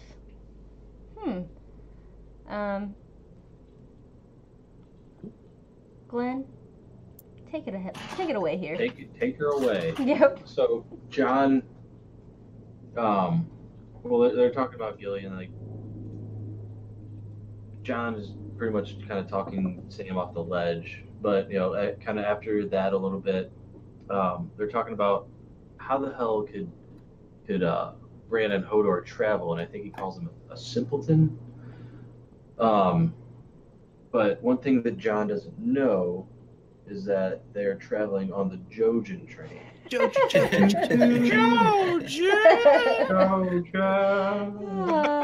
that's a good train. What I like in this scene is that John is giving advice a leader would give, or he's reasoning through things that aren't just self-serving motives. Like, he's looking at the bigger picture. It's just such a different reaction, and even Sam calls him out like, well, you went after, and he's like, yeah, and you brought me back. Like, we are beyond this now, even though you feel bad or whatever. Like, there are things bigger than us. It's just really nice to see John in this short span of time that he's been with the Night's Watch go from, you know, the bastard son being sent there to a real, like, carry on my bastard son. Yeah, like threat as becoming the leader. I don't want to call him a threat, but to maybe Thorn, like he could take his job. People would stand behind him. That says a lot about him. So you're saying he's got potential. He's got right. He's got to unleash his potential. I think he's matured as well. As you know, kind of the first couple seasons, he was wanting to go, you know, find Benjen, and he was wanting to go, you know, meet up with Rob and all this shit. Now he's, you know, kind of pulled back. Like, we have we're brothers of the Night's Watch. Like, our job is here. We can't really control what's out there, you know, going to help others that aren't here. It's just not a part of the Night's Watch. Yeah. And so a couple of notes I had on this scene. First, I didn't realize this is where Sam had told John about Bran going north, because this is different than other source material. So one of the other source materials out there for the story. This is different than the source material. Oh, fine, I'll leave it at that. But it's along the lines of, I forgot completely about this, but watching the scene back, it makes it feel like it's out of order. This scene should have come before Ed and Gren came back, because then they could have figured out, oh, they would have gone to Craster's, you know, blah, blah, blah, blah, blah, blah, blah. And then Ed and Gren could have came back and said, they're still there. They're, you know, and that could have, I don't know, just editing wise, I think this would have fit better an episode ago. This would have had a bit more of an impact on this scene right here, over basically them saying, oh yeah, well, they're probably up at Craster's because that's the next house. Well, yeah, we all know fucking Craster's is only 60 miles away, you know, so it makes sense. You know, it's one of those semantic things. I do like the scene because, like, all the points you guys made, especially if John did the leadership thing with Sam, but just thinking of it right now, I think it would have fit better maybe an episode ago. To go off your point, real quick here, personal first for me. We're recording a different podcast, and for the first time I got to say, well, in the books, and I was like, yes! Like a personal it's high. A good feeling. It Feels is. good, doesn't it? And I'm the only one who's read it, so I'm like, yes. Like, it was pretty awesome. Sorry. Anyways, anybody else thoughts on the actual scene here? Yeah, so one thing that I kind of want to touch on with John having leaders, as they say, like, we've seen him with some of, like, in canon, in the story, like, some of the best mentors, right? I mean, he grew up with Ned Stark. Benjen Stark is an uncle. We've seen him be, you know, in the few scenes we had with him, pretty solid dude, right? Pretty cool guy. Seems like he has a good head on his shoulders. Taken to the wall with Tyrion Lannister, who kind of helped him learn humility and, like, all these sorts of things. And then he gets there, and he gets to the wall. He's got Old Bear, Jeor Mormont, kind of teaching him his responsibilities that he has to do. And I don't know. It's just, it feels like he's had some really good Aemon Targaryen. That's not a spoiler anymore. And having to deal with Alistair Thorne and Jaina Slynt, but also having Sam there too. I think Sam has kind of played a mentor for him on a personal level, kind of like, hey, you're your best bud. Kind of they balance each other out very well. But I just think it's interesting that he's had such great leaders to learn from. Even Mance Rayder. He learned a lot from Mance Rayder too, about, you know, liberty, you know, the freedoms that people want and probably deserve. And I'd even throw in Torment. Yeah, the way the show does it, yes, absolutely. Yeah. And obviously he learned some things from Ygritte as well, and taught her a few things. And it's funny that he has such great chemistry with all of them. You know, as Michelle McClaren would say, I just love seeing actors together. They have such great chemistry together. They're so good. This is the most beautiful place to shoot. They're probably gonna bang after this scene, you know. The art department did such a great job. Abby's cleaning her teeth out on camera. No, I'm not. I'm just sitting here waiting, trying to pick out if you guys moved on, or shall I move you on the Jojen train? Move us on. Okay. Take that Jojen train. We wrapped it up. Perfect. Thorne, John, Slynt, Ed, Gren, Ollie, Pip, Locke, and unnamed Watchman. John is given permission to go after the rebel brothers and rallies the troops to join him. Nice speech. Yeah, right? I mean, he basically says, this is something we have to do because we're kind of fucked if we don't, right? Mm-hmm. So, who's with me? Yep. I mean, I'll go by myself. That's fine. But any volunteers? Right, because Thorne doesn't allow, like, people to be thrown into this. It's more of a voluntary thing. So he's got to basically recruit, people to go with him to do this thing or whatever. So, and it was cool to see people stand up. It appears John has made a new friend in Locke as well, which we as the watcher know Locke as one of Bolton's men. So it just kind of sucks that there's a snake in the grass. Yeah, but it could be a turning point for Locke. We got the Jamie's redemption arc. This could be Locke seeing, hey, there's actual shit out here that needs to be fixed. I mean, yeah, is he a piece of shit? He's been a piece of shit, but we've seen gray area characters. Yep. So, I mean, I'm going to say, there's hope. I don't know. There's hope. All right, what don't bad talk have anymore. we seen Locke do? I'm just I can't. Being allied with Bruce Bolton. Doesn't know who Jon Snow is. And he's the one that actually took Jamie's hand. Yeah. Right. In the show, yes. But at the same time, Jamie was a runaway captor of Robb Stark. Right. So it just depends on which side you're looking at that from. Hold on, wait. So we have Roose Bolton, right? And that's Ramsay's father. And then with this, we hear Reek, a.k.a. Theon, tell them that he didn't really kill the boys, that he killed the farmers' boys or whatever, the millers or whatever. And then, to me, I could just be making this up or surmising wrong, but I feel like he sends Locke to go up there because the boys are probably with Jon Snow to do away with them so he can still be Warden of the North. That's plausible. I mean, that's Absolutely. how I feel like the show is presented to me to start feeling. So I feel like that's why I feel like I don't trust Locke, because he is sent on this mission to kind of ensure that Bolton's place is secured and good. His mission is to find the boys. Yes. That's do away with it. Do away my with point. Ward. Sorry, go ahead, Glenn.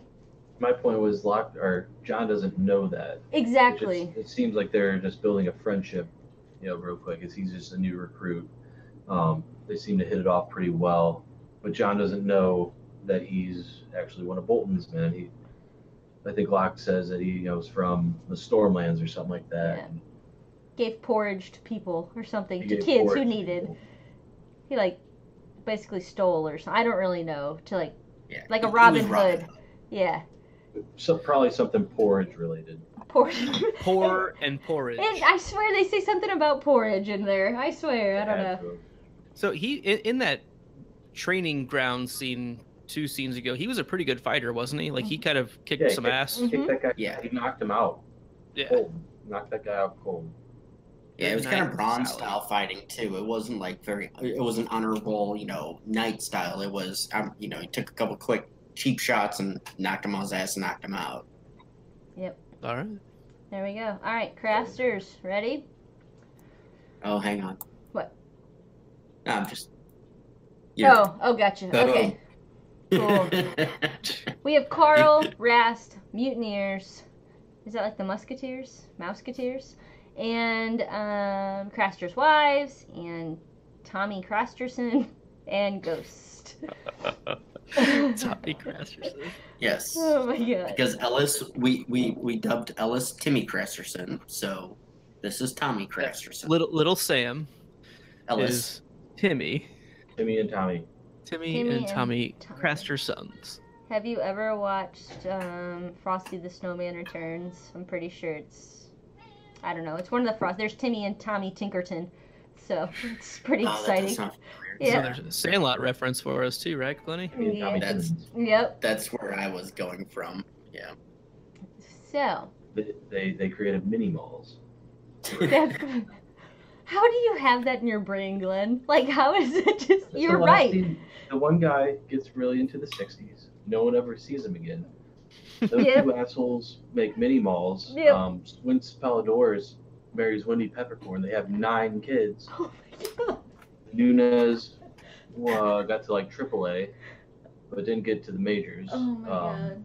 Hamilton Porter becomes a professional wrestler. You know him as the Great Hambino or something like that. And then Benny pinch runs at third and steals home. Yep. For the Dodgers. You know, there's commentating from the booth. Now ask him about the starting lineup at the end of Mighty Ducks 2.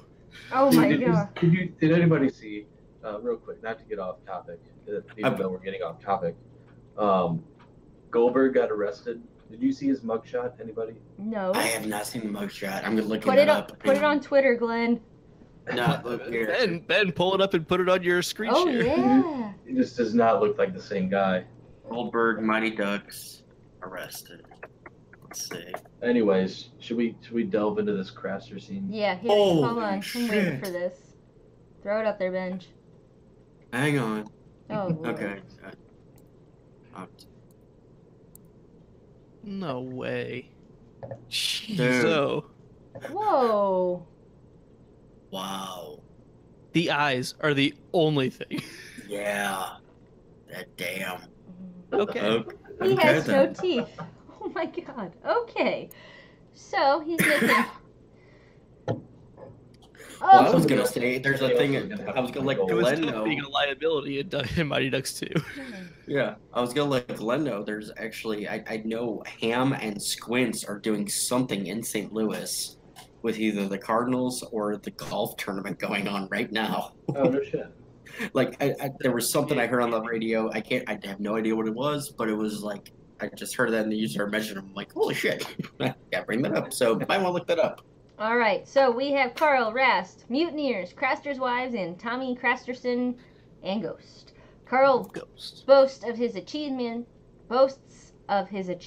and learns about gifting the gods. I'll start here with I feel like Rast is stuck in his glory days, and he's like that dude that's like, yeah, well, remember when we won state, Carl. and you went back for the or I threw the pass and you went back and then you caught it and then we won, we were so cool, and really now they're just like drunk assholes who nobody likes. Like, Are you Uncle more Rico. talking about That's Carl, how though? life is. The first Everyone guy? just becomes drunk assholes. I don't know who I'm talking about. The first guy, is that Rast? That's on there right No, now. the guy. That's Carl. Carl, Carl, that's yeah. what I said, isn't it? No. You said said Rast. Oh, sorry. No, Rast is Rast the is the tubbier guy. yeah, who has to go out. Sorry, Carl. Yes, he's just like that pathetic dude at the bar who's like, I was really cool. Do you want to know how cool I was? And I'm like, that was literally 15 years ago.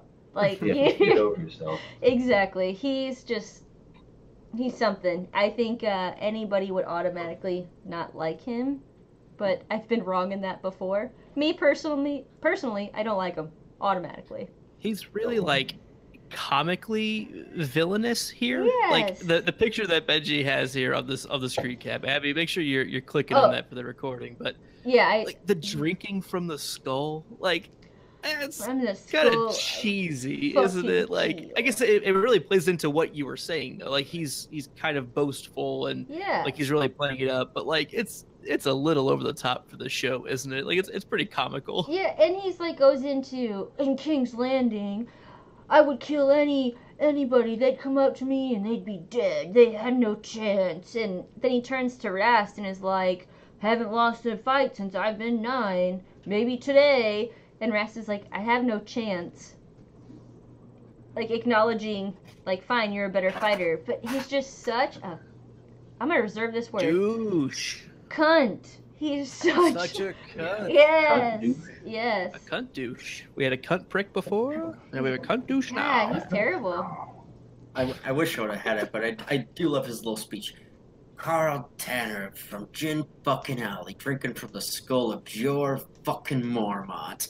You know, yeah, I'm going into what you were saying. He's just I was a cunt. fucking He's just- legend. Yeah, that's it right there. Like, and the past tense there, bro, is like the where we should stick. Like was. Now you're just the cunt. Sorry. I don't know. And Yeah. Benji, you go into this because my next point is close to yours. All right, so my first point on this is, you know, gift for the gods, gift for the gods, gift for the gods. I didn't get this mentality from Gilly. You know, that this hardcore, you know, like cult-esque, mentality of this is what you need to do. Go ahead, Ab. I have a question. So I didn't either, Yeah. Benji. Like, that is not how I saw it at all, because she's kind of trying to hold Sam, like hide him and don't.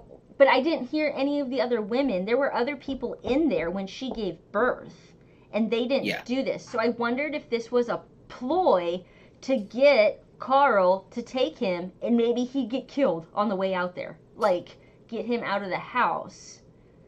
That's not a bad thought. I mean, like that. That's what I thought. Like, because they didn't do that. They're playing it up. They didn't do it for Gilly's baby, and there were other women in there. And yes, she was the one who ran with the baby, but that's the first time you hear it. It's not the first birth that we've seen there. So gift for the gods, gift for the gods. Like, let's get these dudes out of here, and hopefully, like, whoever he is, the White Walker will take care of him. Like, he'll mess up. They won't like that it's not Craster leaving it, and he'll get him. I just better than dealing with the shit they're dealing with right now. Yes. That's for sure. Yeah.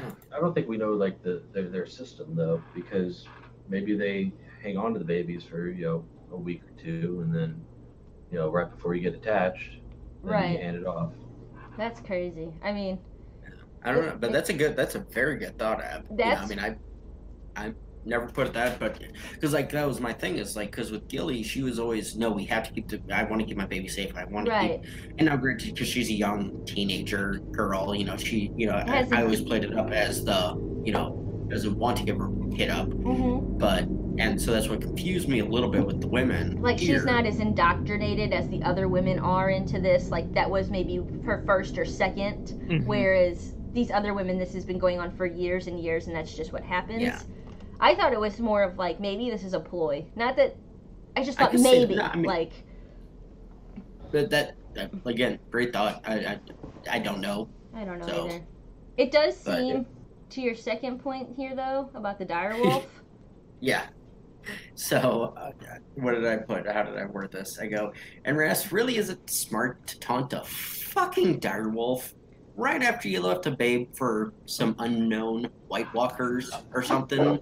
Is it really the smartest move it to fuck with another magical creature? seems very illogical to even just keep Ghost for the Knights. The mutineers, we're calling them. Yeah. Like, why even keep that beast? Kill him. He is of no value. He's only risk. He's never going to be loyal to you. He is in his element 1000%. Yeah, and Like, he so has you're- every advantage where you're at. Exactly. environmentally. And you have him in a cage right now. I mean, I don't want Ghost personally killed, but for them and their survival, like, that just seems really stupid. That seems really stupid to me. That's all I got to say about that. Really stupid. My point, this is one of my favorite scenes solely because finally we see like a side of the Night's Watch that we really haven't seen on screen, but only like kind of like heard. Like Carl and Ras, like these guys are truly pieces of shit, and like it seems like the way they build up the Night's Watch, like oh these guys are bad, but then you see characters like the Grens and the Pips and the Dollars, the Eds and all these guys, and it's just almost like it was just a coincidence that they became to the Night's Watch. Like they didn't really deserve to go. It's They like a just boarding got, school the shit for end of the stick. like lost boys. Right, but then you see these guys and like okay, It's these Neverland are of the North. the worst of the worst. Like these guys are rapers and murderers and all this other shit or whatever, and fucking legends. Legend. And, It does put like into perspective the quality of person they are getting at the Night's Watch. And right. nobody, They're not all angels. that Yes. just kinda and everybody in the pop up on one side of South the bed all day. seems to have this attitude of it's like your get out of jail free card. It's not really needed. Like, oh, these people talking about winter's coming, blah blah blah. There's not a lot of Snarks and stock. Grumpkins. Yeah, there's not a lot of stock given into what they're doing, and The obviously scum in the north. Yeah. The scum in the north. Yeah. The scum in the north. So the quality of people they're getting is really sad to see when we are seeing the the real North and what really is out there. We're getting glimpses and glimpses. And the people at Craster's are what make up 30%, 40, 50% of the Night's Watch. I mean, because they're down to, like, literally just hundreds now. Well, I think yeah. I think he said we have 100 men at the wall right now. Who says that? Eamon? And he No, said... John was going through the numbers, two episodes ago, and was like, and I made that up. Like, I even said, like, 3 times more than what we actually had. But Eamon says, like, right now we only have this many people, blah, blah, blah. And that includes builders and stewards and me. Like, and me. Like, and that's kind of like an, oh, shit. Yeah, like, he's apparently one of their numbers. Yeah, the old and infirmed and the people who can go out on the ranging. Oh, heck yeah. Heck yeah. But that's my boy. I love Maester Eamon. He's cool as shit. I like him. And, like, another note is, like, after the whole thing with, like, Arya, like, she was on, like, a, you know, basically a Trojan train up there to become part of the Night's Watch. With him gone, like, there's not much recruiting going on now. With the Arya. Yeah. Like, there's no scale like that. Yeah, because she was coming up with, what, probably 40, maybe 50 people? Maybe when they first left, yeah. Yeah, quite a few. Even if it was 30, like, it... You pick up some more on your way north, and... Yeah, stop by all the holdfasts. Yeah. Which ended quickly when they realized the Gold Cloaks were after them. That's when they were like, okay, we're just going. You're right. Exactly. Yeah. All right, so... Still at Craster's, we see Bran, Mira, Hodor, Summer, Jojen, Carl, Rast, and crew. While looking for a crying babe, Bran gets Summer trapped. And while looking for Summer, the whole crew gets taken. Poor Hodor. Yeah, Benji, go again. Say that. Sorry, poor Hodor. Hodor. That was, Hodor. Cheers. Cheers. To me, but that was sad. You know, I'll go with that one. It sucked. He's a simpleton, as John said, but he's a good heart. And he's here of none of his own volition is the other thing too. Like, he was told to go here, so he went here. Like, he has no choice in the matter. I feel like he's had a choice to follow Bran. I feel like he has chosen. I do. I feel like, initially, I feel like he has a personal obligation the same that Osha did. He feels personally responsible for doing what he can to protect his little lord. I feel like he actually does have that kind of brain capacity. I think he does too, but what I'm saying is he would do it to his own demise, which I guess a lot of people will follow others into battle or whatever. That's standard loyalty, right? Loyalty, heroism. I just feel like... I feel like he's choosing to do that because of his loyalty. Yep. He might not choose us to do if Bran wasn't doing it. You know, he's not actively excited about doing it, but he signed up for it. Right. He could have left. Yeah. He could have. That's how I feel about it, at least. I don't know. I don't pity him like he's being used, but I just feel like he wouldn't just be up here unless Bran was here. Like, in some ways, he is being used though, and that and we've seen that where you know Bran takes him over, wargs into him, and that's kind of troubling, you know. And so in some ways he is, but Bran doesn't kind of feel the ramifications of what he's doing, and he doesn't realize it because he still has a hard time with not being able to walk. You know, like all these things, he wants to learn how to do all of these things better and better and better, and he doesn't realize that he might be hurting the ones closest to him for himself to gain that kind of personal liberty again, if that makes sense. Yeah, so quick question to the group. Who's more right in this situation? Bran for wanting to go after Summer, or Mira for wanting to move on? I think it depends on what Mira knows about the Children of the Forest. Okay, fair. Yeah, fair. Luke, any thoughts on how do you fall? Like, I don't remember the decision that was made, honestly. I didn't see this far Okay, of the episode so recently. basically the scene, I'll give it a quick breakdown, or I'll go with Glenn first, and I'll give you a breakdown, Luke. If Glenn, you have any thoughts on that? Or do you know what I'm talking about? Yeah, so like the decision to go after Summer, or just move on and just say fuck Summer and let's go. Kind of, yeah. I thought you meant about the baby. No, because okay, so the Sorry, breakdown of the scene that's I'm why- talking about is sorry. once the baby was come, Bran jumped into Summer, Yeah. went searching, You- found Ghost, Yeah. and then lost connection. Cause, yeah, he got And hurt or whatever. Yeah, And then got Bran hurt. says, we're going after Summer. and Mira Gotcha. says, Okay. Gotcha. Never mind. I was thinking a We different. Okay. we should move Yeah. on. I mean, because it just seems, I think he sees Ghost. That was a big thing, was he saw Ghost in a pen, and I think he assumed that Jon Snow was there. Well, like he wasn't there. I think maybe they should have done a little bit more of their due diligence instead of just going right up next to the goddamn keep, like to look. Scout it yeah. a little better. You'd But- think he might be able to work back into Summer, even if he's hurt. You know, might be able to work back in and figure out where you're at. Hey, where you seeing? Yeah, Yeah. I don't know. You know, so I mean, it was just one of those scenes where it's kind of you have two decisions. You know, two paths to take. Mira, I don't think is wrong for her decision, right. but I understand where Bran is. I feel like even if without Summer they aren't as tough. Like they aren't as full fighting strength. That direwolf offers some protection. We've seen the direwolves protect them before, and to lose even Mira being such a great protector and warrior in her own right, she isn't an animal. Like she doesn't have that agility. She doesn't have that sense.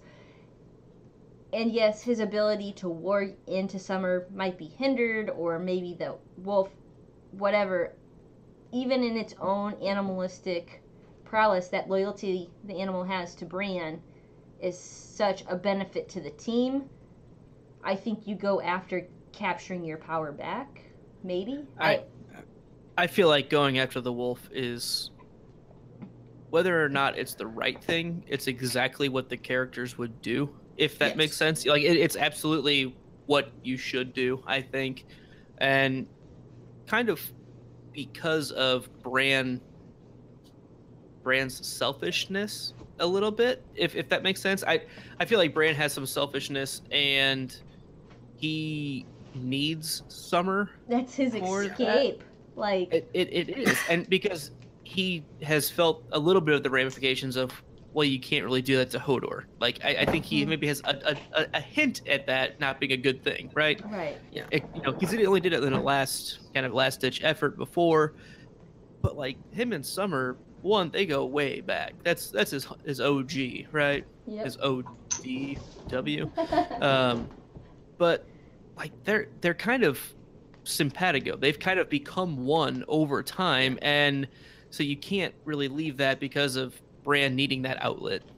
And I think that's where I'm coming from on Mira's side. I'm not saying she's right or who's wrong or anything like that, but she sees the connection with Summer as something to be afraid of. Detrimental almost to him. Detrimental because he's not eating. It's a crutch. It's a crutch, you know. And so I'm not saying she's automatically, hey, let's go, leave him, you know, burn out. But it's one of those of in her mind, hey, he doesn't need, you know, I'm scared of this connection because this is going to kill him. He's addicted. You know. Like it's an addiction almost, is how Yeah. I was feeling. No, that's very, very well said. No. Is this the episode where she's like, Bran, and he says something about, like, I was eating.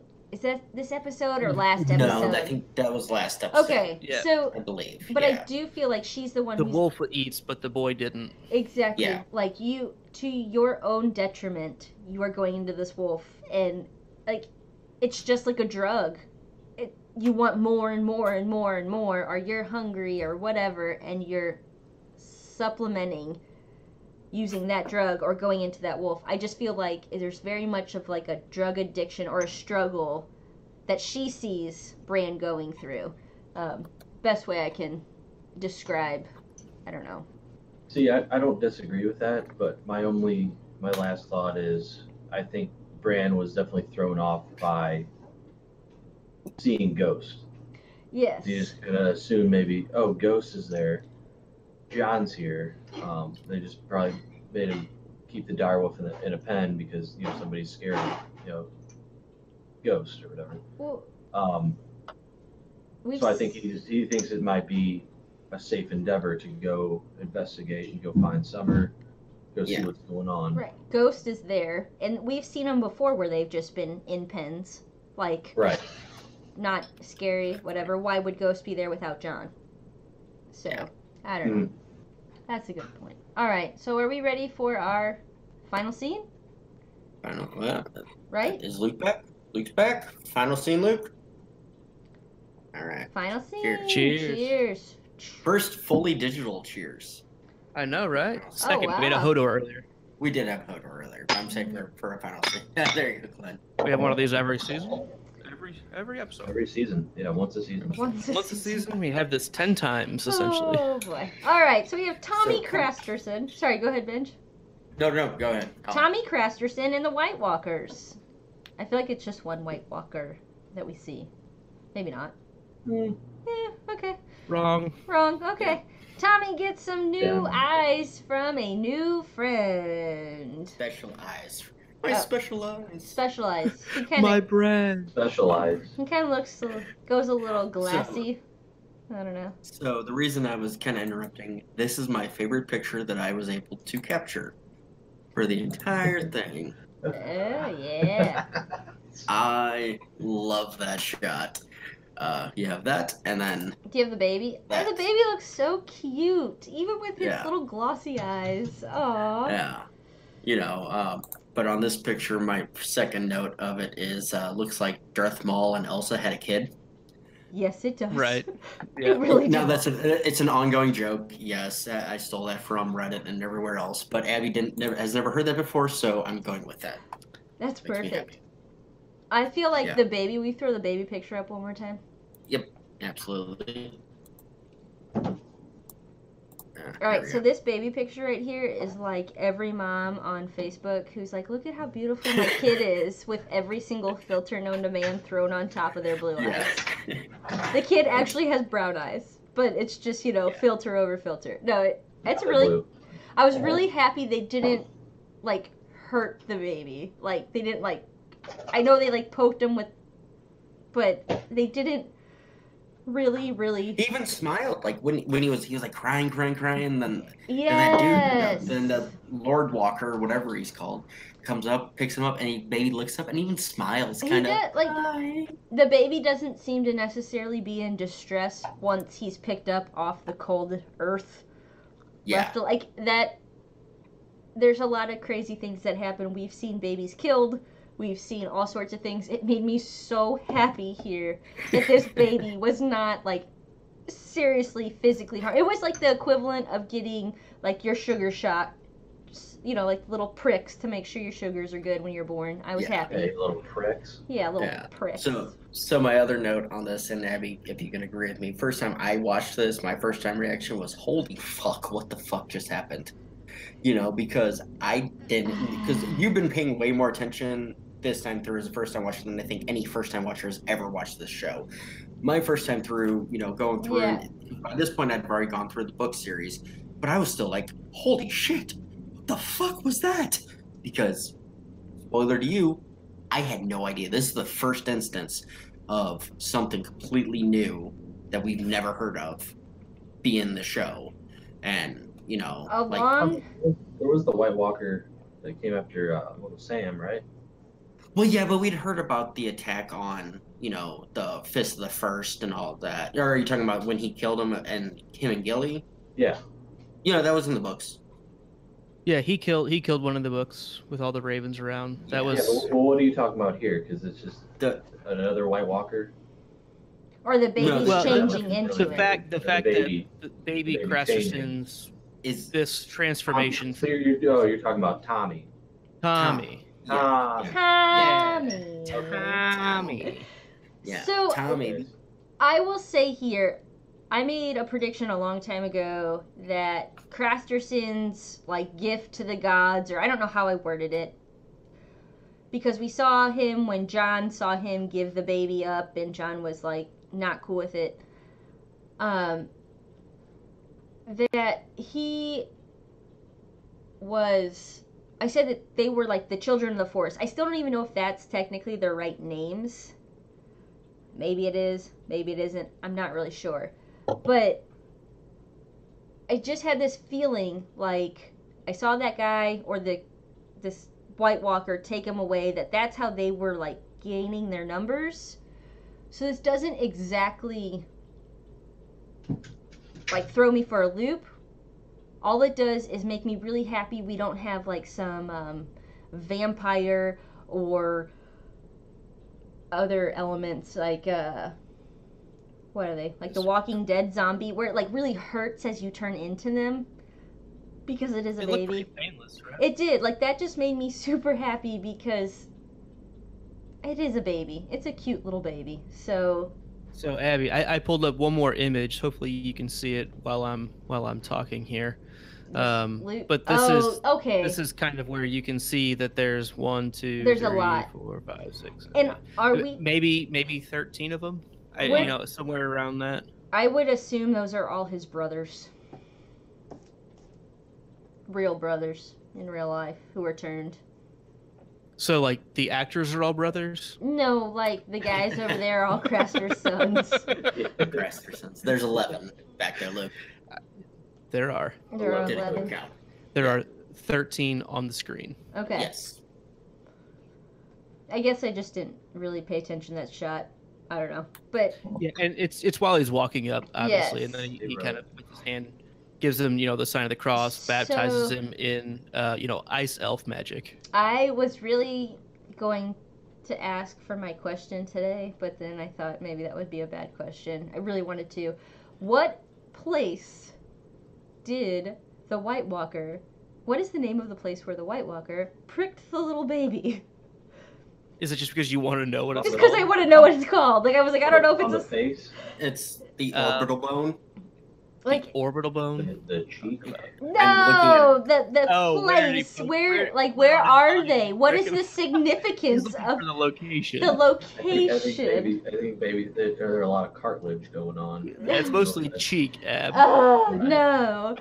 I want to know where they are. Like this altar, hallowed place, north of the wall. Just think of it as the land of always winter. Okay. That's what we'll call it. Okay. Because that's and I think it's always winter there. It's like the land of always Christmas, like the North Pole. It's like Barrow, Alaska. The it's furthest like point north. Someplace I will never go. Got it. I would love to go. All right. So. For a day. Glenn, what do you think about? A long trip for a day. This whole scene is just downright scary. I mean, the guy's on like a horse, like an undead horse, going through like the dark clouds and the mountains all icy and stuff like that, and it's just scary. And then he puts his baby on the pedestal or whatever he does, and then the one guy does his thing or whatever. And did you guys notice like that guy's nail? Just like ginormous or whatever. He seems like a guy got like just fungus. Drops everything that he's doing and just, you know what? I'm gonna go for the world's longest fingernails. He's got the curly cues going. Right. It was just unbelievable. I like how they're sharpened to a point as well. Mm-hmm. Do you know that's like fashionable for women to get? Like that's an option when you go to get your nails done, to get them cut or like shaped. Filed, shaped into that. I'm like, I'll take no on the witch fingers. Terminology. Well, I don't know. It's not the French nail. I know that. I know the French nail. That's I would the just French call has it like the white thing over here, but well, maybe the Nazi nail. Well, you have like squared off and rounded, and then there's like this point, and I'm like, I'm gonna stay away from that one. Is all. But yeah, he got the point. Yeah, it was bad. Gross. It comes to a point. So that is it for our slideshow tonight. Great work. This is absolutely one of my favorite scenes that we've ever had. I don't think that's any surprise, because this is one of the first times we have potential answers that the books, even at this point, haven't touched on, and it is this super big topic shit of since the prologue of book 1, we've known that this is a thing and it's out there. The fact that there's this ice elf magical town potentially, like, hey, what's he gonna grow up now as? Does he grow up because an army of babies isn't gonna be that fucking beneficial, right? Well, that's the other thought. He's gonna go to White Walker Middle School. So that's the other thought that I had. Like, think about other like supernatural or fictional or sci-fi things. When you become like a zombie or whatever in shows that I know of, I'm not going to say always, but the things that I'm pulling from, you're like, you stop growing, evolving, like that just stops. Same thing as vampires, like you don't age anymore. You don't, so that's really interesting to me that you can glisten. Quick question for Abby. Yes. Just on how you're seeing this right now. Yes. When John and Georg Mormont were attacked at Castle Black by the 2 men that were brought in dead, yes, right? Is that the same thing that we're seeing here? I don't think so. I don't think so. Because, like we have talked about before, there's like kind of 3 levels. Well, there's like the king. I have a whole little picture graph. And then there's White Walkers, and then there's whites. I don't necessarily think the thing that attacked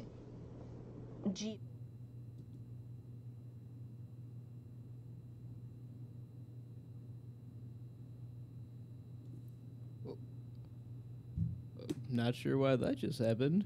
Back to the show. Hi. And John, I think it was just a dead coming alive, or like a white, just, I don't know, but I'm not sure. Okay. Because to me it was very zombie-like, like get up, kill whatever's right in front of you, where before we've seen like this guy, I would assume it's this guy who you saw walk past Sam on his horse. He sees Sam, at least that's how it feels, and he consciously like doesn't go attack him. Okay. Like a play. So you feel like fingernails. Which guy did we see past Sam? I feel like it's this guy who just put this baby in here. Okay. That's Hang on, I'm saying the baby collector. Not horny. With the long hair, not him. Not horny. You're talking long hair. No, I'm talking. She was talking horny because that's the only guy you really see here. Yeah, I guess so. Horny. Well, I'm talking about the guy who. Yeah, I guess so, because that's who I would assume put the finger in the baby. Whoa. See, Abby? Good. Oh my God. Put the Fingernail in its cheek. It's. Orbital bone. Wow. Your orbital is up here, though, right here? Nah, orbital's lower. Hang on. Okay. Your orbital socket. Orbital's about right here. It starts right about there. Okay. Anyways, I don't really know. I'm just gonna drink. But this is. That's an option. Yeah, it's always an option. Always on the table. So, last scene. Good scene. Anybody else got any pressing news on it? Nah. No? Not really. Good. Like a pretty good cliffhanger, I'd say. Yeah. Feels like it just opens up here. Every time we see the White Walkers, it just feels like the story opens up more. Am I alone on that? Like it just, it deepens at least. I don't. Yeah, no, you're not alone. Think. Oh, we do have a final thought. Whatever. I'm gonna do my final thought here. I'll be quiet. My last final thought. So I have other things to say after this. However, this episode right here.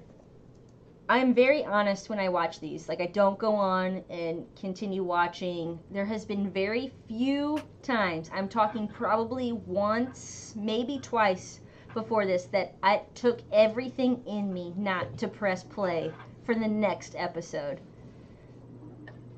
And I can't tell you exactly. It's not like I think this is the greatest episode I've ever seen. It just is such a great build-up. Compelling. I'm like, It's a holy, cliffhanger. It's a what Yes. the fuck just happened? I want to know. And Well, the longer you take to tell us about that, the longer it's going to take for us to finish recording, Yeah, sorry. and the longer it's going to take until you But can watch the episode. all I'm saying is that this is the hardest one that I've ever had to not press play to go on to the next episode. It was a good one. This is it right That here. good. That no. good. Way to go, Michelle McLaren and Brian. Yeah. Michelle. All right. Such great Great chemistry with Look at all that chemistry. It was- Courtney and The Timmy King and Crasherson. Tommy Crasherson. Tommy Such Crasherson. Great chemistry. Such out great there. chemistry. Okay, so our title was Oathkeeper. Was it accurate? Yeah, the That was a sword. pretty big scene. I mean, well, and I'm going with the Night's Watch. You know, basically, John used they broke their oaths. They, Yeah. took out Jor, and they all did. So I'm going with it's another dual scene. It can be interpreted. Well, you could go with Microfinger there too, about like him breaking every oath he's ever given. He's not an Oathkeeper at all. Who could trust you? Yeah. That's fair. Yeah. Okay, so I mean, I feel like, Sir Pounce really keeps his oath in this Goddamn episode as right. well. So, just That's want to throw right. that out there.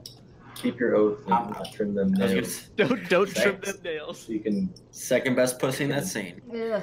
Good. Sorry. You can't say that. You can't. I know. You could. It's not getting I could. cut. I had. So it's gonna be in there. So we have Danny balances justice and mercy. Jamie tasked Brienne with his honor. John secures volunteers while Bran, Jojen. What the fuck's her Mira. name? Mira and Hodor stumble on shelter. It's like a Mira cat. Yeah, I know. I just couldn't get it out of my brain. It just was stuck right there. I mean, yeah, it's all accurate. I mean, Yep. doesn't give too much away, but sure. I will serve justice or injustice with justice. Yeah. And Luke, That's did you a see the good name line. of I her didn't- for our episode? I saw it. I flipped up for it because I was curious as to what it turned into. Yeah, 'cause you I like really it. are the stickler for Yeah. that. Benji said, "Is everybody? What do you think?" For everything. Benji said, "Are we good with the episode title?" I said, "Well, Luke's not here to argue, so I think we're good." Perfect. I'm fine with it. Is that from something? Is that from something? And I said, kind of like the Pledge of Allegiance. Mama and except- Dada, it's time to punch. See, I was more thinking, like you said, I was more thinking Metallica. It's Justice time for to all. Oh, I got the injustice for all. Well, yeah, no, I know. absolutely. All right, Yeah, so Mama and Dad is like, Metallica, yeah. our least favorite thing, Glenn. Goldberg got arrested. Yeah. No, I think least favorite thing. But what about the dire wolf / wolves? Yep. Like we still don't know about them. True. Benji. Closure there. Honestly, I got nothing on this one. There was Son of a bitch. a scene in the whole episode, like nothing that annoyed me, and yeah, no. Gotta Solid find the episode. bully. Luke. So my least favorite thing this episode was actually a scene that I wasn't here for. But whenever Grey Worm goes into Marine through the poop chute Mm-hmm. and comes across pretty conveniently a whole fucking huge group of slaves in their, slave fraternity. Yep. Like, what the fuck? Like, how can they go and all be sitting here at one time? Like, They're talking about exactly what they're. it's like, doing. exactly. Oh, they're like super primed for Grey Yeah, I said Worm. something about It's, that. Pretty Yeah. fortuitous, it's really, really fucking convenient. Well, and it's a little too easy for her to take Marine like this. And she's not doing it. She's empowering the people to do it. And I like the outcome of it because she's not taking it over by force. She is empowering those that she is going to be ruling because they're going to choose because they let her do this. But like the way this happens is really clunky and convenient, I felt like. Yes. Yeah, no, I kind of agree, but at the same time, show consolidation, get stuff broken down.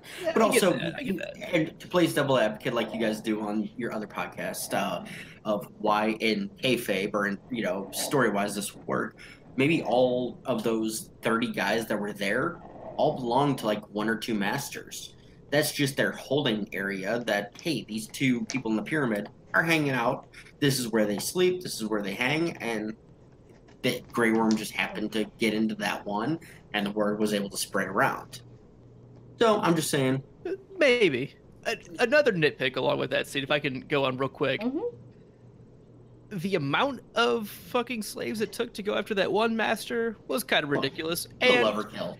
And the fact that it said kill the masters in common. They said it. Yeah. Okay, I'm not going to touch on it again. I'm not going to touch on it again. You're there. Sorry, I tried to be. I promise. Yeah. He worked really hard. It's kind of weird. What my point is what they did is just to make the viewer more comfortable, I guess, of knowing what the fuck it says instead of. It could have been some fucking clip with a subtitle. Like, I just would have been. Yeah, but then I wouldn't have been able to read it. Then I wouldn't have been able to read it. Yeah, fuck you. That's fine. So I'm anyway, gonna go that's my least favorite scene. On to my least favorite scene or thing or whatever, and I'm gonna try to say this as politely as possible. I really like Dani, but I am finding her scenes almost like redundant. I feel like we've seen the same thing over and over again. I really like her. I like her mission. I like what she stands for. I like the way she interacts with people, and people when she puts them in their own place, and people when they are below her and she lifts them up. I respect all these things about her. But the storyline at this point is just becoming old to me, where everything else that we're seeing is so like, holy shit, like, oh my gosh, what's gonna happen? I just feel like maybe a weak link in it, and I keep waiting for it to like just implode and be magical and dynamic and oh my god, what the fuck just happened? And I keep feeling like that was the build-up or this. So I'm just becoming, I don't know, like, it's old. What's that word? Two things. It's getting stale for you. Yeah, what's the word when you become like desensitized? Like, I'm becoming desensitized to her. I speak fluent Abby thoughts. Yes, thank you. So, two quick things on why I think that's the case. Mm-hmm. Show consolidation. Yes. It's a big one.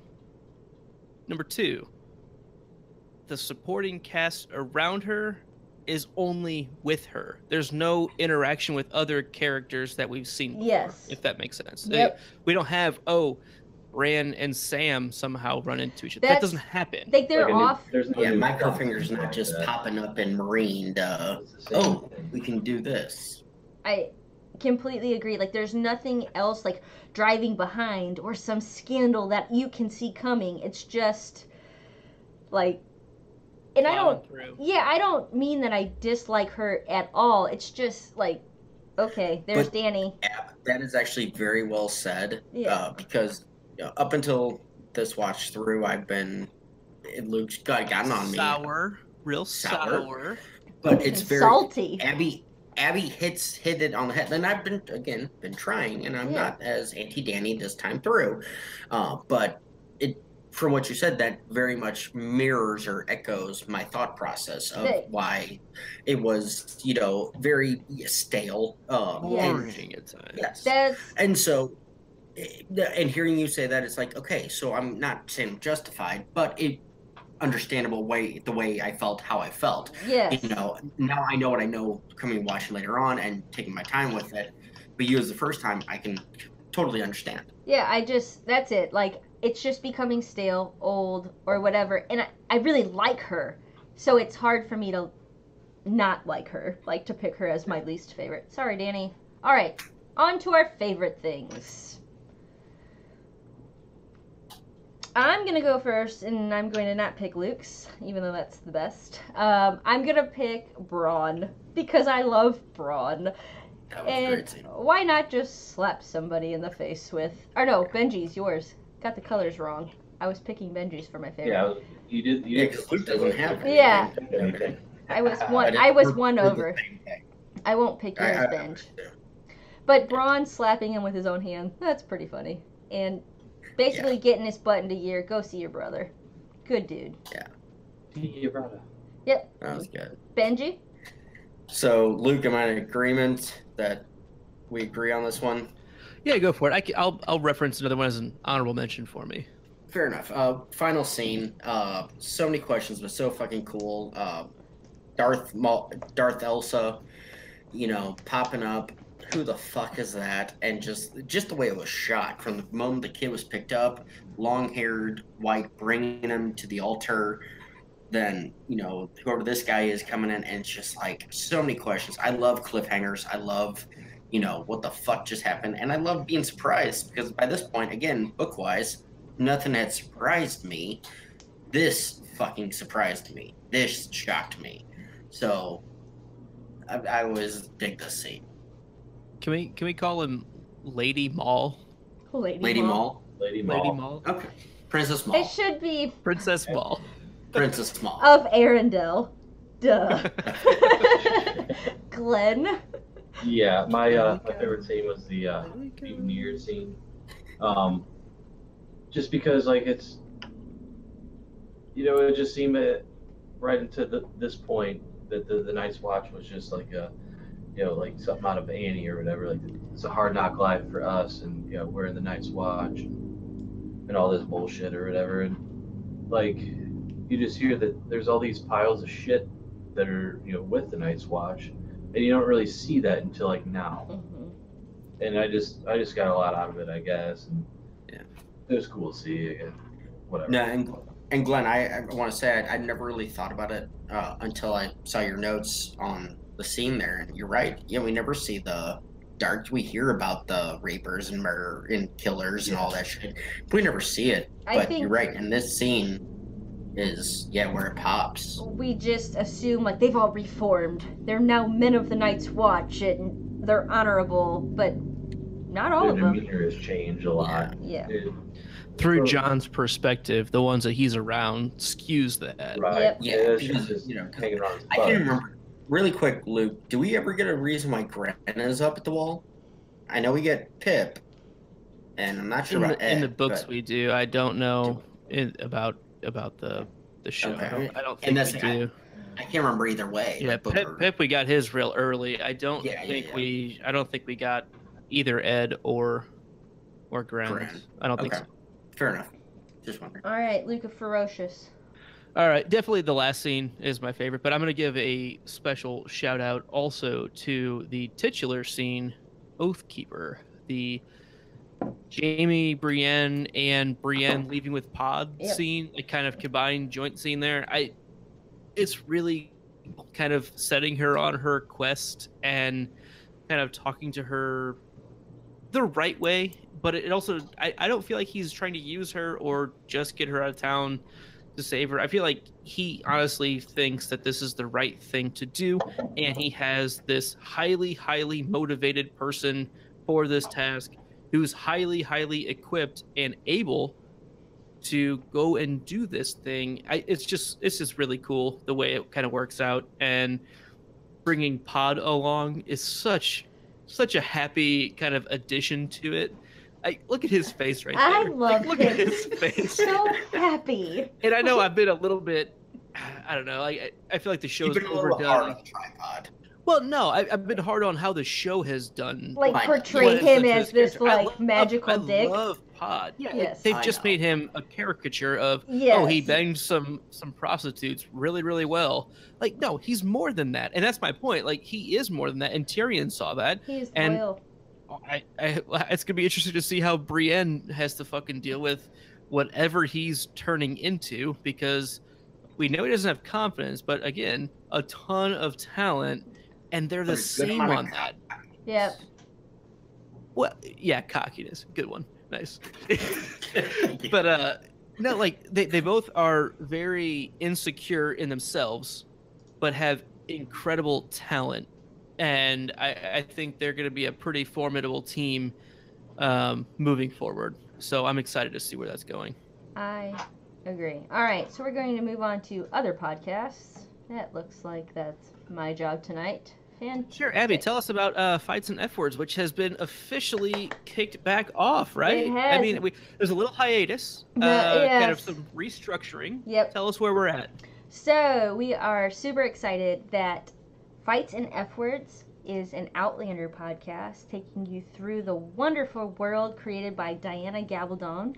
It is of a Scottish, historical, magical Highlander fantasy. Highlander, not even fantasy. Believe me, if you like Game of Thrones, Sci-fi. if you like, as Benji would call it, that SVLG disease that you can get at the beginning of the episode, the tag it gets, you will like Outlander. I believe our first episode will drop August 18th. August? That's like a week from now. It has already been recorded. So, we're really excited to present it to you. We're finally excited to give it to you. So please check us out. The podcast. Well, they're going to give it to you. Oh, yeah. Better than old Jam motherfucker himself. James Malcolm. And now on this show, you can actually call it the proper title. Yeah. James Alexander Malcolm Mackenzie Fraser and all his deliciousness. So check us out. The podcast that fights in F-words. We would love to have you listen. Now, over to me. Over to me. So really quick, I had to run and make water. You said it's kind of like a Highlander kind of thing. Is it kind of a one? There can only be one kind of thing? No, Highlander, like Scottish Highlander. Like actual Highlander, not like the after Braveheart era, but still Jacobites wanting their Catholic king. Fair enough. All right. I love you. I'm sorry. Again, was a few steps away, and I heard Highlander. I'm like, that's okay. But no. I need to get into the show. So my college soccer team, we were the Highlanders, so I feel like I've always been made for this. Perfect. You're born. Fopo. Yeah, that's right. So speculation number 1: Grey Worm and Miss Sandy do other type of lessons also. Might take some effort. Some effort, but I think we get the job done. Maybe.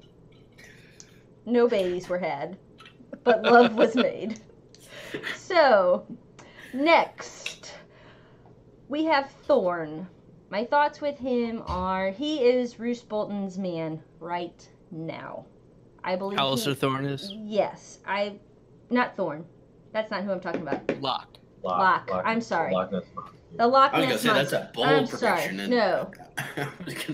I got their names confused because I wasn't even sure if I was calling the right guy. So Locke is Roose Bolton's man right now. I believe he goes north with John, and on their adventure back there, he sees the real threat and decides that his loyalties to anybody in the South mean diddly squat, and becomes a loyal Night's Watchman. A true convert. Yes, I do. Okay. I hope. That's my guess. Okay. Not killing Ghost becomes a very bad move, and once John gets to Craster's, we will see that implosion of poor judgment. Number 4. Anybody in particular? Let's go with Brienne and Pod. Yeah, there we go. Okay. So I think Brienne and Pod are wandering around the 7 Kingdoms for a while. Maybe the Grasslands, the Dairylands, whatever fucking lands, Stormlands, who knows. Until they finally figure out where Sansa is. And, sorry, go ahead, Benj. No, I'm kind of going along with that. I'm going to add in a 5th one for you. Okay. Unless it was stated. She hasn't finished the other one, though. I just think it's going to take them a long time to find Sansa. I think that Sansa's identity, or not identity, but her whereabouts is going to be a closely guarded secret. I actually think it's going to be Sansa reaching out to somebody, come get me away from this psycho and my aunt, as why they, find her. That's why. That's where my question was going to go, because I couldn't remember if they mentioned where Sansa was going. She's going to the Eyrie, is what I believed. But So Okay. they got a long journey ahead of them. Yes. Yep. No, fair enough. So that's where I was gonna. My side. Yeah. All right. The long journey. Long journey. All right. So let's just roll it down here. My name. No, house name. I am Gertie of House Condescension. My words are we don't quit. My sigil is a field of white with a raven sitting upon a black appointed chevron. My famous ancestor is Casey Jones. My personal Twitter is at GoHomeGertie. And my final thought is I don't get one because I already gave it. Luke, you're up. I am Lucan of House Blackmead. House words, ours is the drink. Our house sigil is an obsidian black chalice on a gold and blue checky background. Our famous house ancestor is Ashmere Rivers. You'll learn more about him later. And my personal Twitter is at Luca Ferocious. Final thought, fuck yeah, White Walker Town and adolescent White Walkers. I'm so excited about what the fuck kind of doors that opens up. So cool. It's so cool. Sly? So I am Sly of House McLean. Our words is dangerous to drink alone. My house sigil is 3 gold triangles on a field of red and black. My famous house ancestor is my great uncle John McLean, the savior of winter celebrations. You can find my personal Twitter as Sly McLean. And my final thought is, why do we only get one scene of Tyrion in the goddamn dungeons? Just, come on. I want more. And just him loathing around, just, I don't know, smashing some bugs, killing some rats. That's all I want. We But, had what, awesome like episode. 4 of Ned in the dungeons? Yeah! Like per episode, you know? All right, Just Glennie. saying. You're up. Yeah, so I am Glenn of House Dog. House words, you miss 99% of the shots you don't take. House Sidge, Spuds McKenz with Wayne Gretzky number 99 jersey on. My famous house ancestor is The Duff. Personal Twitter at Popsicle Stand. Final thought, Dem Mutineers. Damn mutes. I've really Then tried to mutes. think through your house words, Glenn, and I've decided I finally figured out how it could happen. You know when you're just What? standing in front of the goal and the ball just hits off you and goes in? That's the 1%. No, it's when the goalie takes the shot, bounces off his own defenseman, and he goes back in. No, but that's not a shot you don't take. You don't score that goal. They score that goal. You have to The score last the person score. shooting at the goalie gets. If you shoot the puck at the goalie, Well, yeah, I don't know, you get it's that- a you weird, get that a goal. weird thing with the statisticians where sometimes if you tip a goal in, it counts as a shot for whatever reason. Even though somebody else shot the puck, Yes. it counts as some other asshole's goal. You need to make sure there's not a distinct kicking motion. That's a Here's- big part of it. Here's my question. In under 14, I believe now sports, you cannot do head balls in soccer, right? So my goalie Right. threw the What? ball. Yeah, because of concussions. Yeah, Anyways, you can- Concussion get, damage. Yeah. get beyond Absolutely. this. Let me get beyond this quickly. Yeah, it's a big thing, Yeah, bitch. Get so- over it now. My goalie throws the ball in, like he caught it, threw the ball back to our players because they're tiny and can't do a punt. And it hits another one of my players in the head and bounces back in the goal. Is that a goal? No. Yes. You can't do head balls. Regardless of intent. Yes. I'm still sour. Sorry, 2 you're years talking later. to a guy with a fucking huge ass skull. That It's the only thing in alright. soccer I was good at was headballing. All right, Even that's- here we go. Head ballers, you headers. Become a patron to get access to our epilogue episodes coming up next with our wonderful guests. Luca. So yeah, we have a Patreon and we do cool things on there, like have merchandise clubs that if you join at a certain level, we will seasonally send you cool shit, either merchandise from our shows, or if you go to a certain level, t-shirts and other clothing from our shows as well, branded tees, if you will. We have a lot of really cool things. For just $1 a month, you can get our show notes. For $3 a month, I think you get access to our Slack channel and all sorts of different things, along with Imaginary Legion exclusive content and live streams. So please check us out at patreon.com/stay imaginary. And For all of the other ways that you can help keep our beer bank full, please do check out thepodcastthat.com/support us. Follow us on Twitter at KnowAndDrink. Send us a digital raven at knowanddrink@gmail.com. Subscribe, like, rate, and leave comments on iTunes and YouTube. And until next time, as always, I still don't know, so I'll just drink. As always, don't turn your back on the Wolfpack. As always, winter is coming, and so am I. And as always, stay imaginary. And unlike never before, Thanks for stopping by. done. Okay, fantastic. All right, Luke, do you want to do an epilogue episode?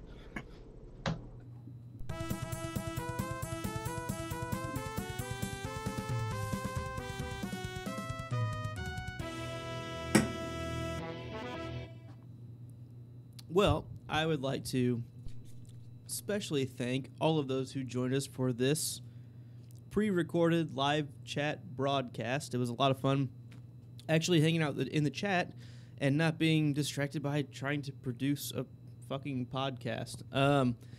So we had a lot of fun with Eliana, Chloe, Sanrixian was here, DA, my boy, DA.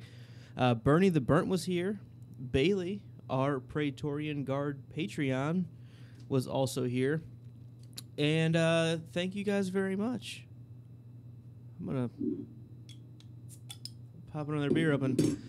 And unless we cannot get an epilogue idea together right now, I think we're going to have to kind of skip that this time, unfortunately. But we will be live again on Sunday doing Season 4, Episode 5. I don't know the title off the top of my head because I didn't look it up, and I've been drinking since we started this. So, as always, stay imaginary. Play it again. Why not, right?